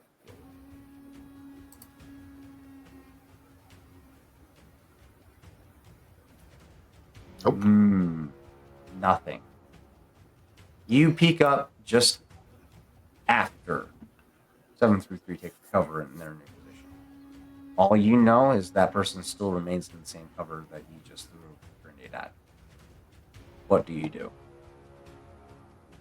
Logically, reposition to get around that cover. Are you closing the distance, or are you just shifting direction? Shift around, maintaining the Maintain the distance range. Yeah. Okay. All right, you reposition to the right side of the battlefield. The cover of which your target was last seen at is directly now in front of you. As far as you're aware, they're still there. I will allow a incidental to pick up a object if you would like to before you maneuver from cover. Otherwise, object. pick up the last remaining grenade that was. Now we'll leave that there. Okay. We'll leave that there All for right. now. You reposition. What is your decided course of action? Reposition in such a way that I would be getting around the cover. So, Matt knowing above the table, I would be moving to a spot that I thought would be circumventing the cover, and then I would see that the cover is empty. Okay. So, it would be a waste. But now that I'm in that spot, not sure where they went after that. Chav is going to look for a choke point. Okay. That if he can try to like dive into a spot so that 733 has to come to him. Okay. Give me a perception check. Average difficulty. Hard difficulty because this is an active battlefield.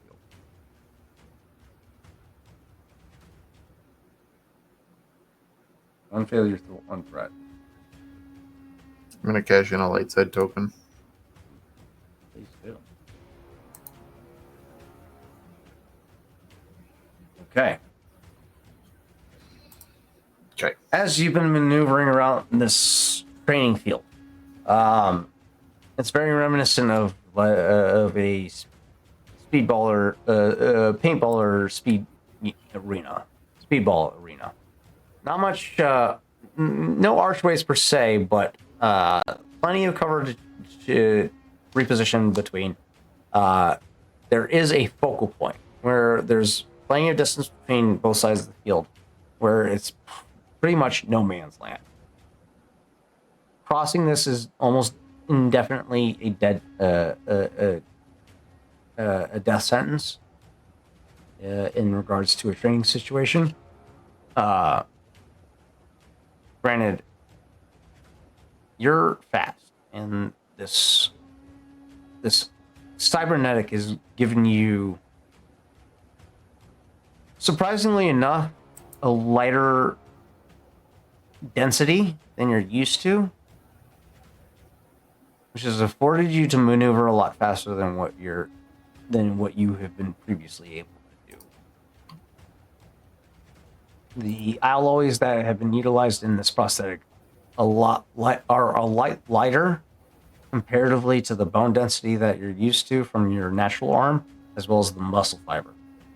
So, right now you're feeling fast as fuck, boy. So, are you feeling lucky?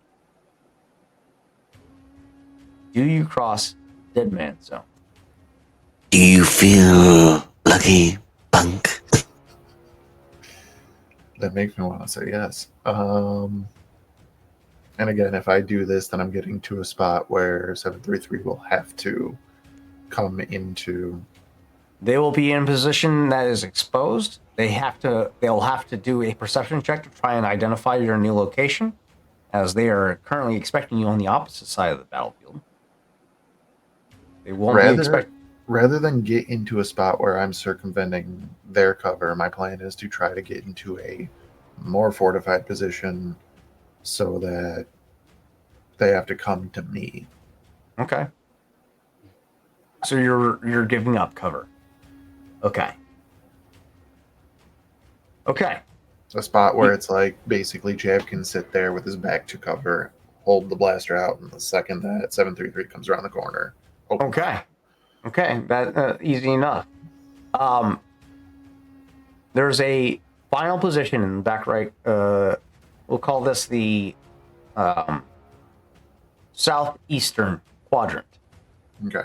Or quadrant 2, if we're gonna split up the map by quadrants. Quadrant 2, back right corner. It's the final position. It's the most fortified position that will still afford you cover should FN 733 close the distance. You'll be able to observe them closing the distance through no man's land. Granted, they'll still have cover provided to them, but should they progress any further, you'll have a clear line of sight to them, regardless of where they position. Okay. So like the only to benefit maneuver of cover would be through no man's land for them. Okay, you reposition at this furthest quadrant in quadrant 2. Okay. And once we're in there, sort of setting up, to sort of invite the stormtrooper this way, Chav will yell out, "Hey, Gilbold, I don't know what you fed this one, but this stormtrooper deserves a raise." I fucking love it. It's so fucking true, though.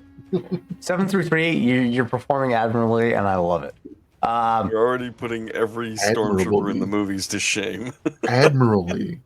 Admirable. That is an understatement. 733, it is now your turn. You hear, as Chav calls out to your...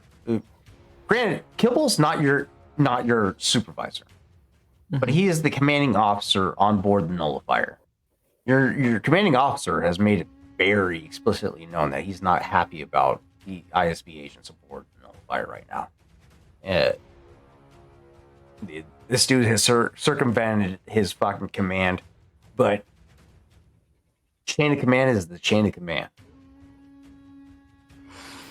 Guys, we're just making the backstory for Ren's backup character. I hope you know that.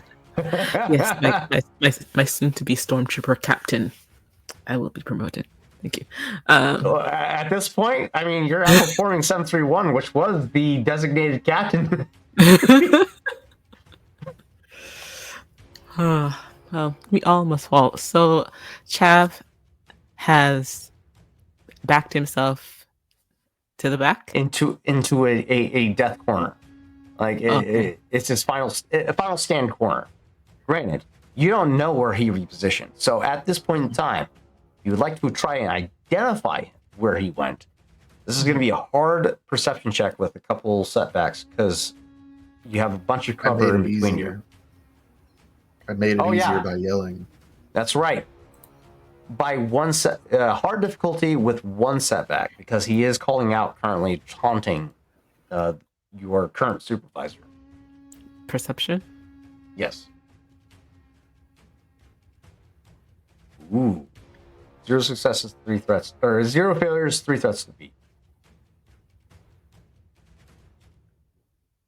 Oh! With that call out, you identify the not exact, but you narrow down the position towards the second quadrant of the training field. You know he's in that general area for the most part. So you know that your current position is currently heavily obscured by the current fortifications in place right now. You can use one maneuver to reposition and bide your time, or you can use your maneuver and your action to maneuver to compromise his current position. But it will give him an opportunity to try and take you out. So what is your choice, 733? Grenade.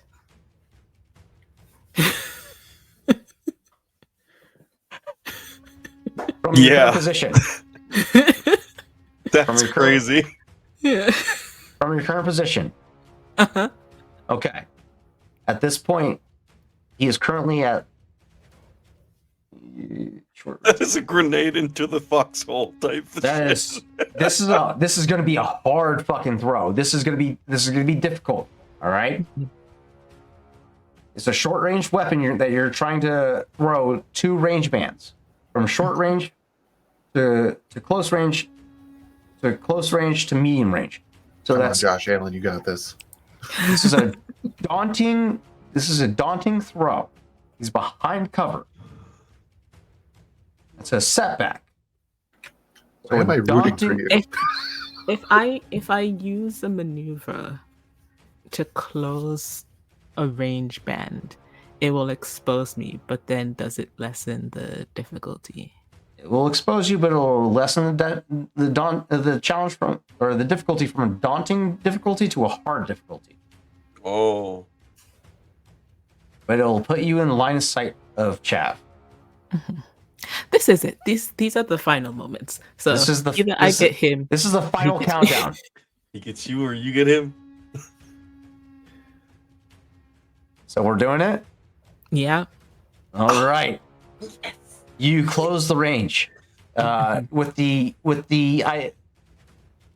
position of Chav kind of narrowed down, you close the distance in that towards quadrant 2 and take up a central position. You throw the grenade. Go ahead and make that ranged light attack. Okay. Difficulty inbound.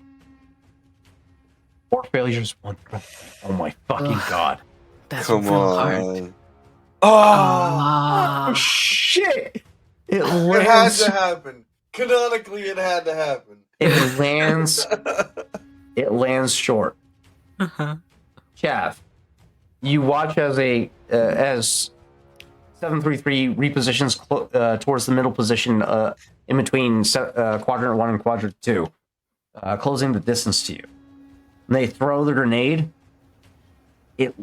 You watch it as it arcs over, and as you watch the trajectory of it, you come to the realization it's going to come up short. And if you take cover behind the position that you're at, you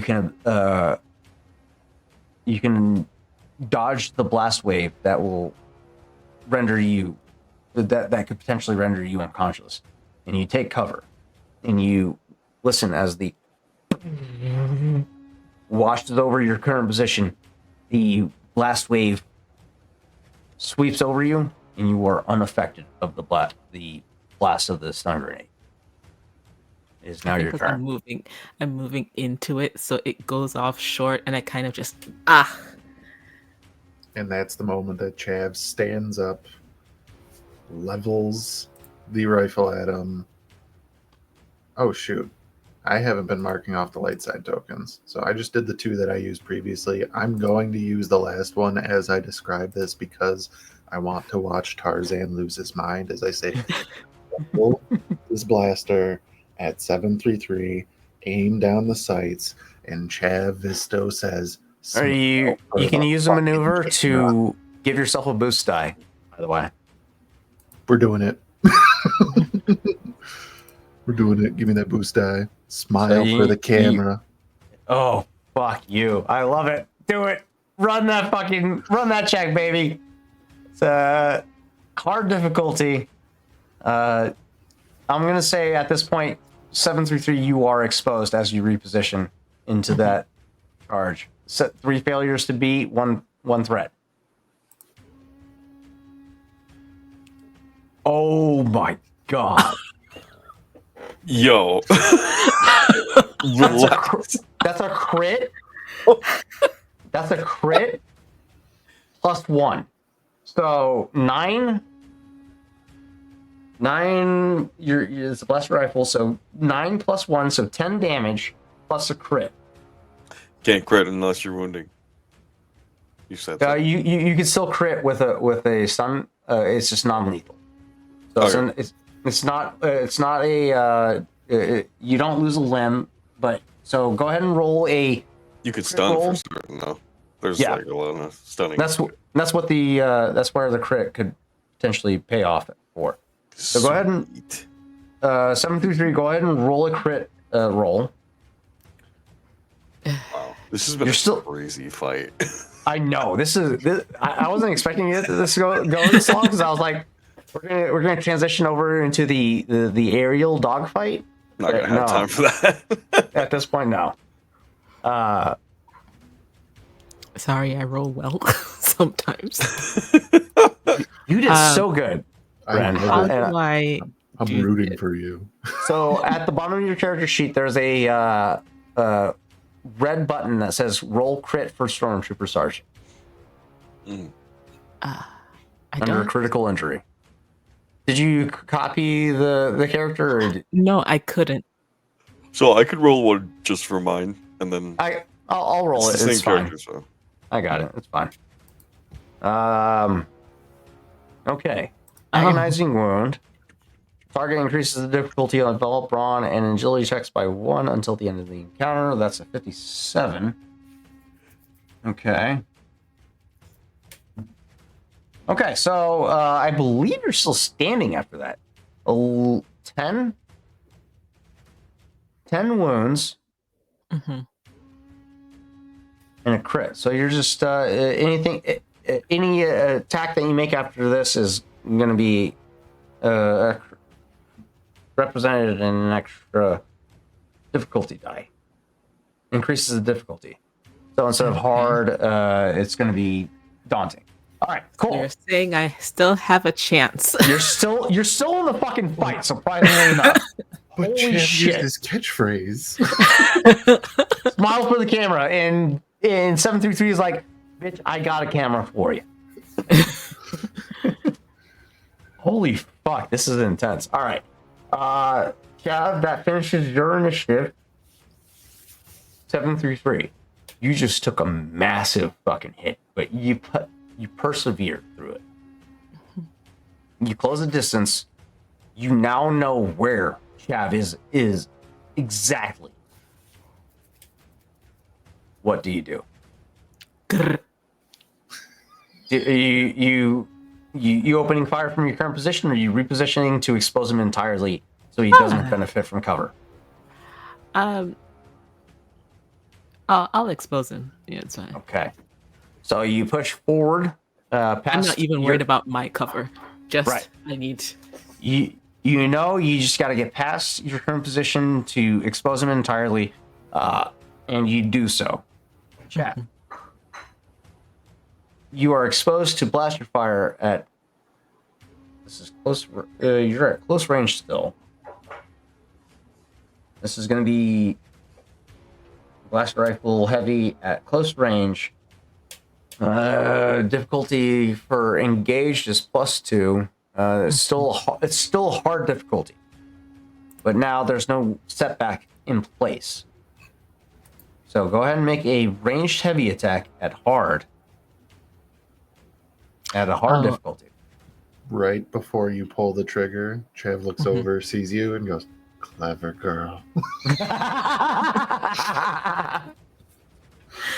There's like a moment of. Ugh.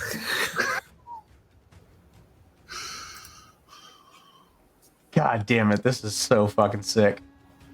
Oh shit. Okay. Chav. That's 2 successes, 2 threats. Let's see. Let's take a look at the threat meter here.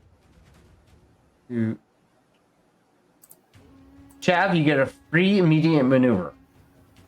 Free immediate maneuver. As long as you're still conscious What after the damage? after the damage. Oh, that's probably not going to happen.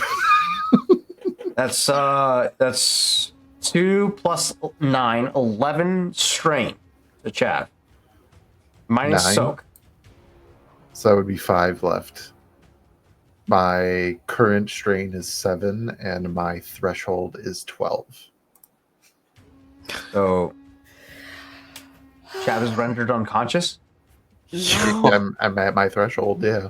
Oh, Unless you have to go what? over the threshold to actually be knocked out. Wait. Go ahead and give me a A single stormtrooper is one of. Hold on. Chav, I don't think I was supposed to. Chav, give me a straight willpower check. That's So I just roll on 2 ability dice. 2 ability die against an average difficulty. Just imagine George Lucas in the back of my mind. We have to keep this quiet. The rest of the galaxy can't know. I literally just have to succeed at this point with 2 dice. Oh my god.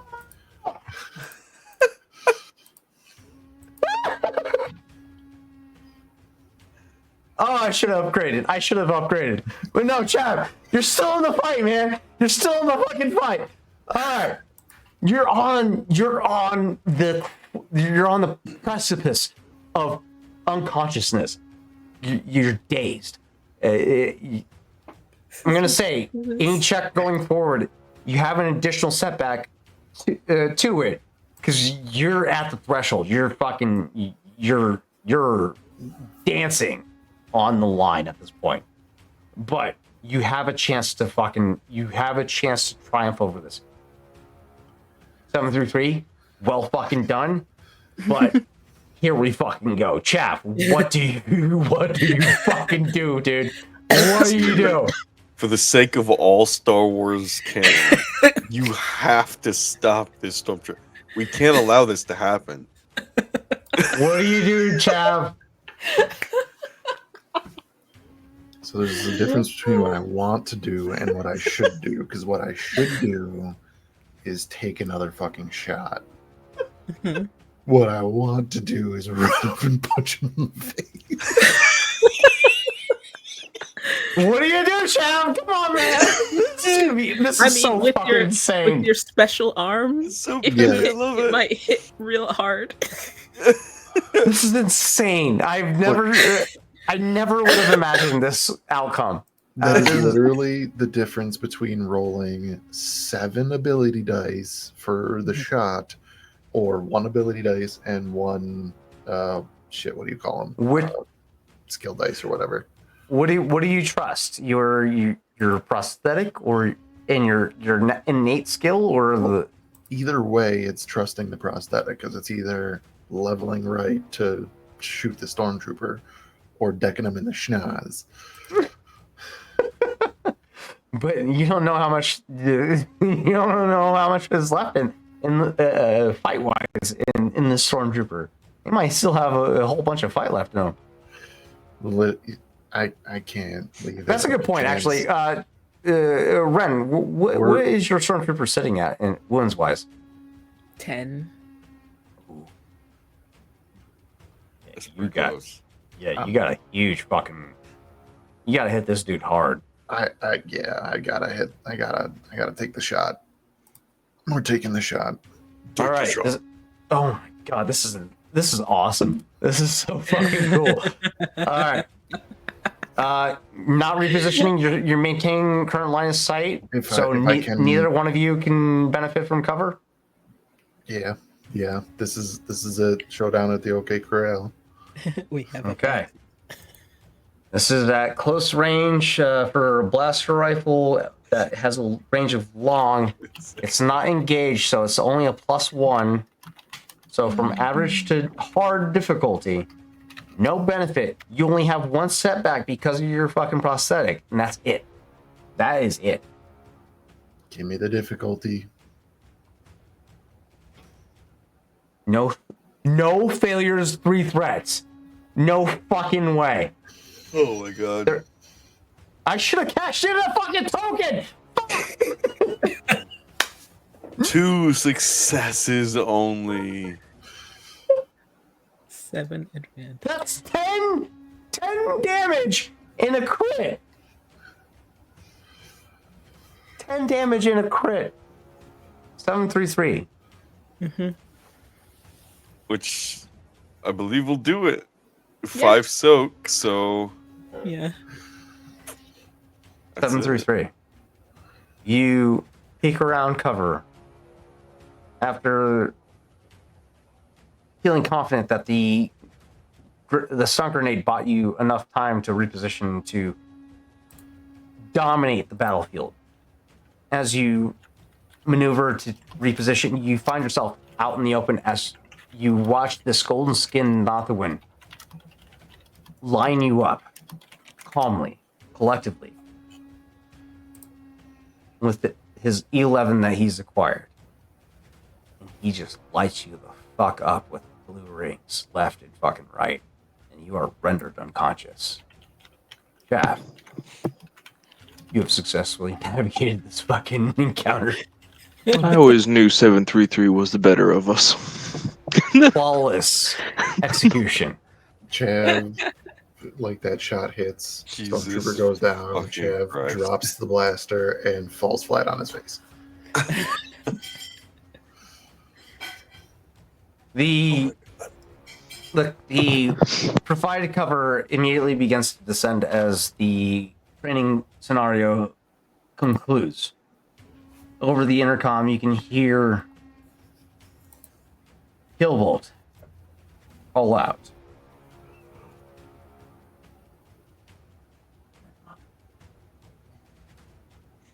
There we go. Very well. On your breath. And your first.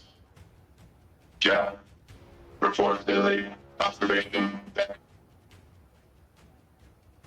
That's not the right voice. That's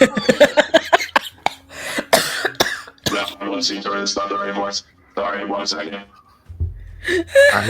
I want that to be canon that Killbolt every now and then will just have the wrong voice. Testing. This is it. This is it right here. Found it. Finally. Sorry, guys. Stormtroopers, report to your post. Chat. Report to me on the observation. X. Yes, sir. Yes, sir. Chav rolls over onto his back. A single thumbs up.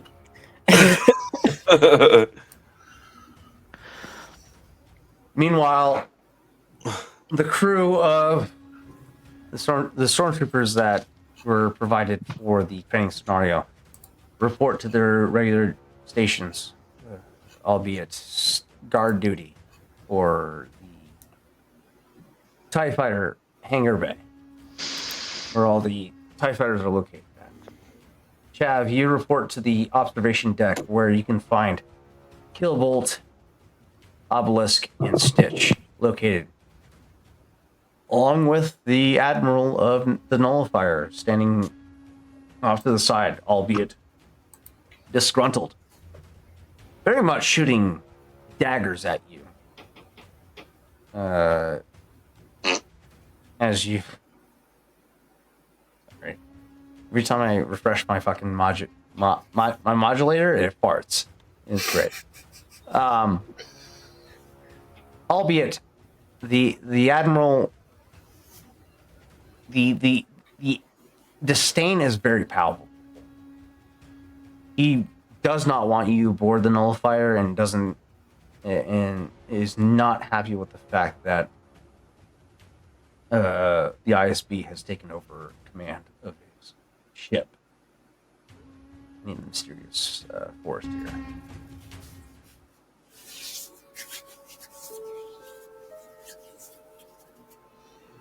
Make sure everybody's on the same volume. There we go.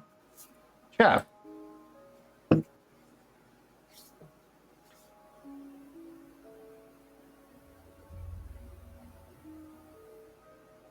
Killbolt stands before you along with his entourage.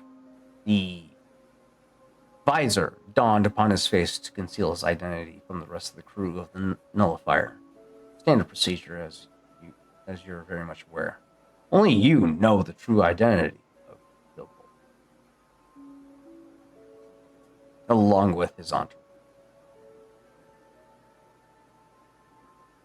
He greets you with a non-expressionist not. I mean, there's not much to discern from a face that has no expression. Visor. The stormtrooper detachment that was assigned to you disperses amongst the deck at the behest of what's his name? Admiral Douchebag. I don't remember his name because he is a douchebag, and but he is your commanding officer. You guys take your various posts amongst the observation deck. Killbolt approaches Chav in this moment. You performed admirably. Exceeded most expectations. The prosthetic you wanted to. I've never seen anything like it.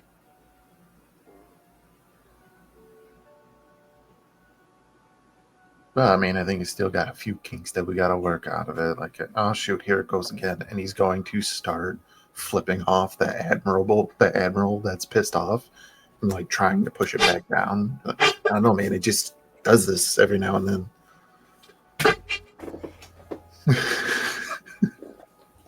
I'm fucking sorry. I'm just imagining this Killbolt laughing. Killbolt, no. Killbolt does not break character. However, me cannot fuck help it. We'll fucking make him break character. Killbolt. It's gonna be a formidable fucking charm check one of these days. I'm gonna give you the chance to try and break Killbolt one of these days, but right now, no. I'm gonna give you a chance. I'm gonna give you a chance one of these days, but it's definitely not right now. I will give you, though, there is a very visible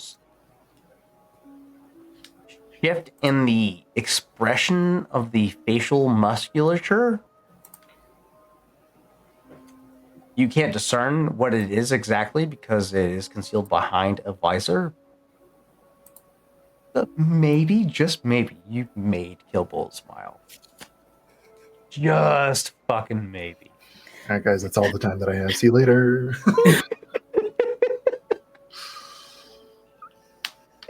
However, the demeanor and the expression and the monotone of Killbolt has not changed. Despite the fact that I don't know the capabilities of the prosthetic that you have been fitted with, you exceeded all expectations. I think it is best we proceed to the next phase of your rehabilitation. You've taken quite nicely to this new prosthetic. That's than most usually can recuperate themselves with. It's not necessarily the easiest process of dealing with the loss of a limb or a piece of themselves. Most people tend to lose their sanity in the initial process. You manage yourself quite nicely. There is a fighter that I have designed specifically for you. Jack. It is still in the experimental phase, but once it is finally developed, it will take advantage of all of your capabilities. Natural and augmented.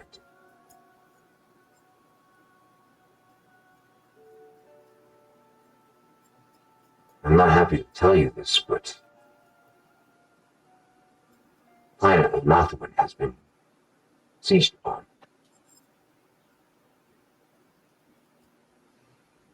And I can't afford you to be distracted, so I'm giving you this gift as an opportunity to remedy that situation so that you can maintain your focus in the bigger picture. Do you understand what I'm telling you? Chav takes a moment, takes a deep breath, looks over the hand, kind of one at a time, flexes each of the fingers until like just letting it fall naturally into a fist.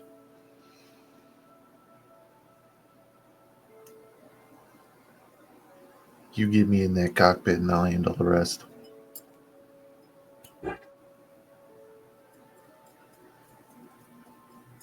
Meanwhile, for the rest of the stormtroopers on deck, you only hear concisely the words of Chav. The voice of Killbolt has been heavily obscured by electronic interference. You get a sense that the mask that he has on his face obscures the words that he conveys to the utmost level, which is very extremely concise with how ISB operates, which with your very minimal experience correlates with. Chav, you can hear him concisely as he conveys, put me in a cockpit and everything else will be handled. What he is referencing, you have no idea.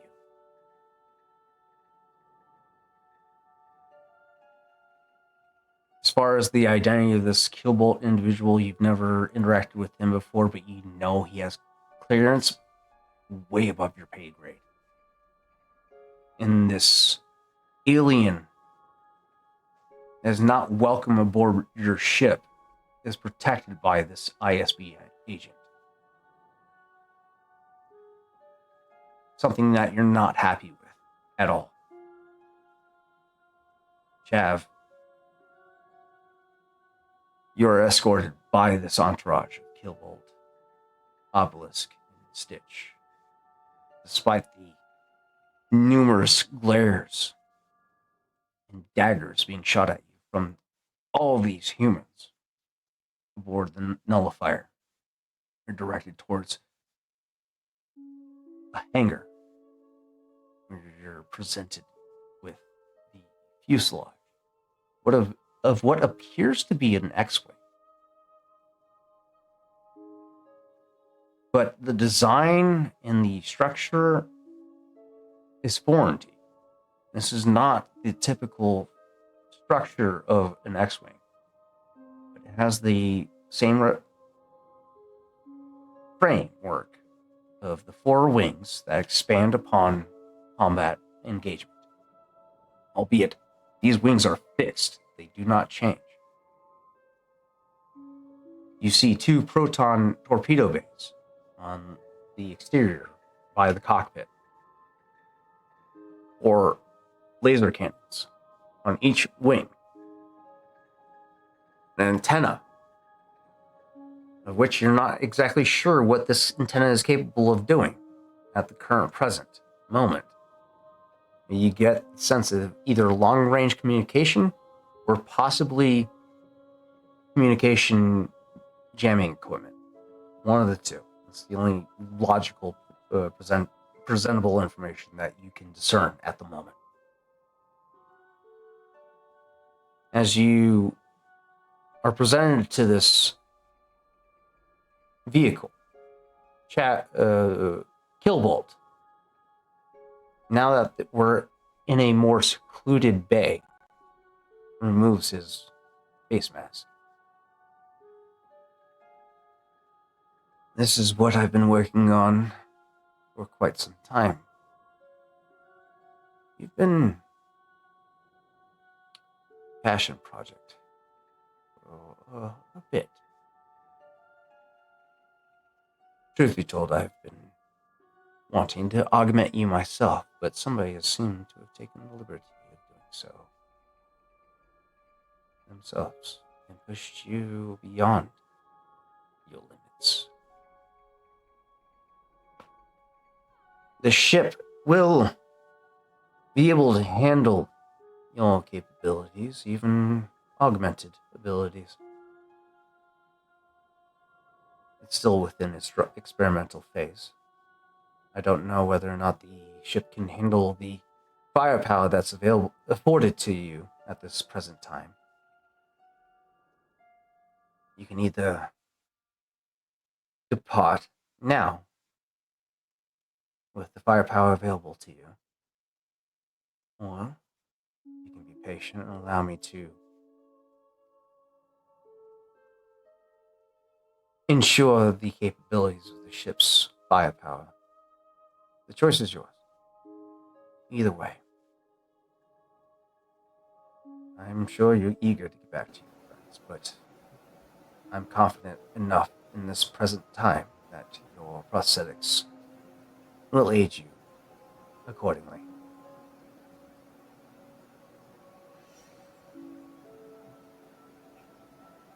Chav's going to check out this starfighter. Kind of look it over, sort of like walk back and forth. As you examine this thing, it's the framework is sleek. As you get a closer inspection, the armor itself, not necessarily heavy duty. You get a sense of stealth technology.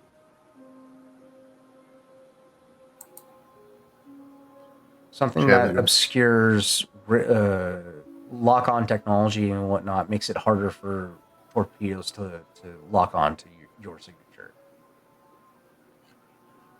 Chav is going to take a deep breath and nod and go, I ain't gonna let you figure nothing out. I'm gonna help you do it. Because if I'm gonna fly this thing, I need to know what it's capable of.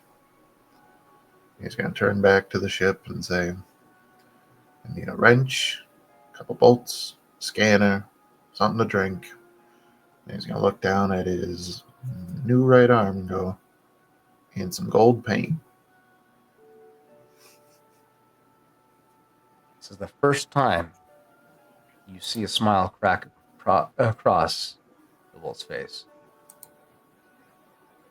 That's something we can do. Welcome aboard, Chav Visto. Or should I call you Agent Lanza?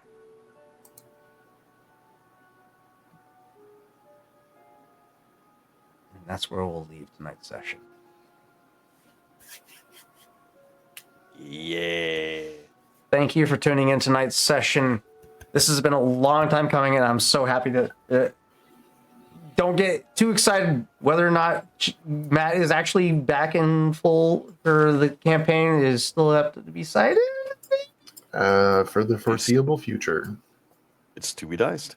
It's to be diced. That's right there, to be diced. Ren, thank you for joining us tonight. Holy shit, good job, Ren. You did such a great job. 733 has a future with the ISB at this fucking point in time. So if you would like to make a character sheet for 733, feel free to do so. I'd love to. They give you a name after that. They take away your designation number. With the ISB, yeah, absolutely. You're getting a fucking name. Honestly, like I'll say it right now. So long as it doesn't interfere with Ego being elsewhere and then playing one character, Chad will insist that stormtrooper's coming with him. I have 733 and Ego are two different characters, and they have the versatility of that ability. I love for all that Ego spoke, 733 said nothing. Dude, I had so much fun with the session today. Welcome back, Matt. I've been dying to get you back into this fucking campaign. That being said, thank you all for tuning in tonight's session of Edge of the Empire. We are 2B Dice Adventures, and the rest of this adventure is 2B Dice. See you next time.